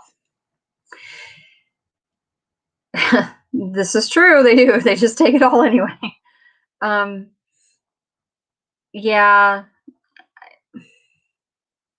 the state of our economy right now is not good, and then the fact that you have to spend so damn much money on stupid things like college should not cost what it costs. There's zero reason for it. If you are going to school for a vocational trade, um, it still shouldn't cost what it does, and you should be getting your training um, on the job for for most things. So why do you need to go and spend a ton of money on classes that you don't need? I don't understand it. When they announced this emergency, I lost a client worth $3,600 a month. Oh my god. Yeah, I cannot even. $3,600 a month. Ugh. Oh, I would love to. I would love to make that a month.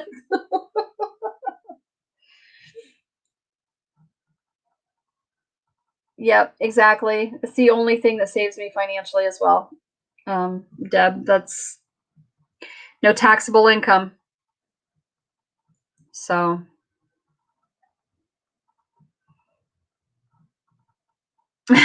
feed them crickets gold. Oh, I'd be investing in stuff. Woo. I would just I'm gonna get us out of debt. Like I am. I'm gonna figure it out so that we can do the things that we wanted to do. And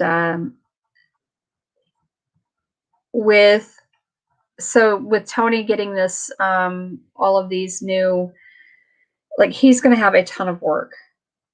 Um so we'll see how that goes with taxes this year.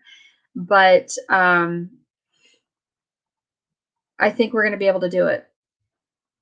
That's gonna be great. I have a client up the road that has been with me over 20 years. My youngest client has been with me for over 5 years. Wow. Do you want some aloe plants? Mine are very overgrown and Luke had to separate them. Yes, please. I do. You can't, the system won't let you. If you make enough to get out of debt, you will lose your disability. Yeah, I know. But it's not me. So it won't, I won't lose my disability because the business is not in my name. So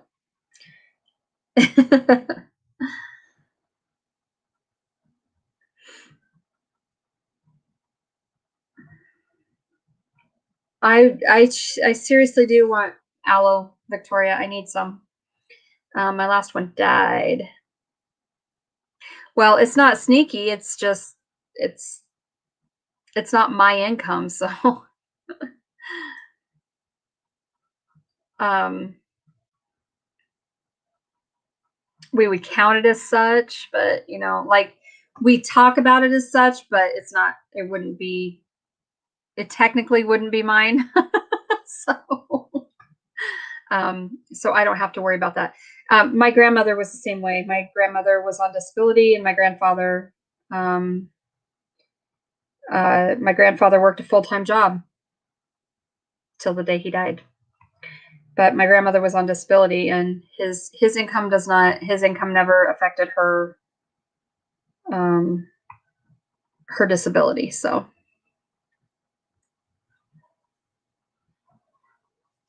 play the system and take every tax write-off. I do every year. Yeah, absolutely. Absolutely. I know that's it seems like a shady thing to have to do, but you got to survive somehow.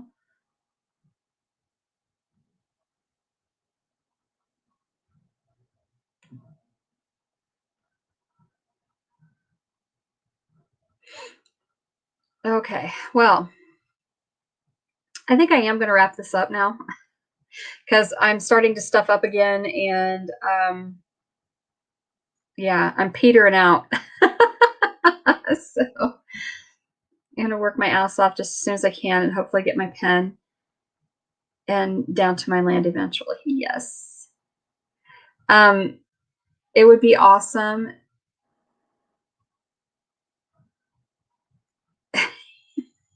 Bean, don't you censor me out of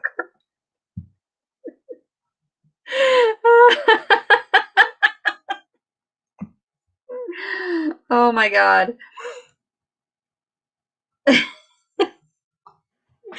Oh my god. Vince, you are just hilarious. I love you. uh, yeah, it is definitely time for me to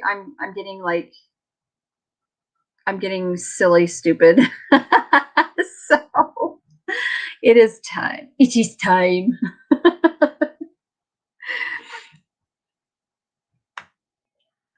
All right. So I will see you all next Monday. Same bat time, same bat channel. And hopefully I'll get some content out this week, but you know. Yes, absolutely. Did you send me a friend request on Facebook? Like, dude, seriously. um, Anywho, I will see if I can't find you on Facebook at least, and we can talk. So, all right. I love all of you. Thank you for being here, and I wish you all so many blessings, and I hope you have a wonderful week. And that'd be great.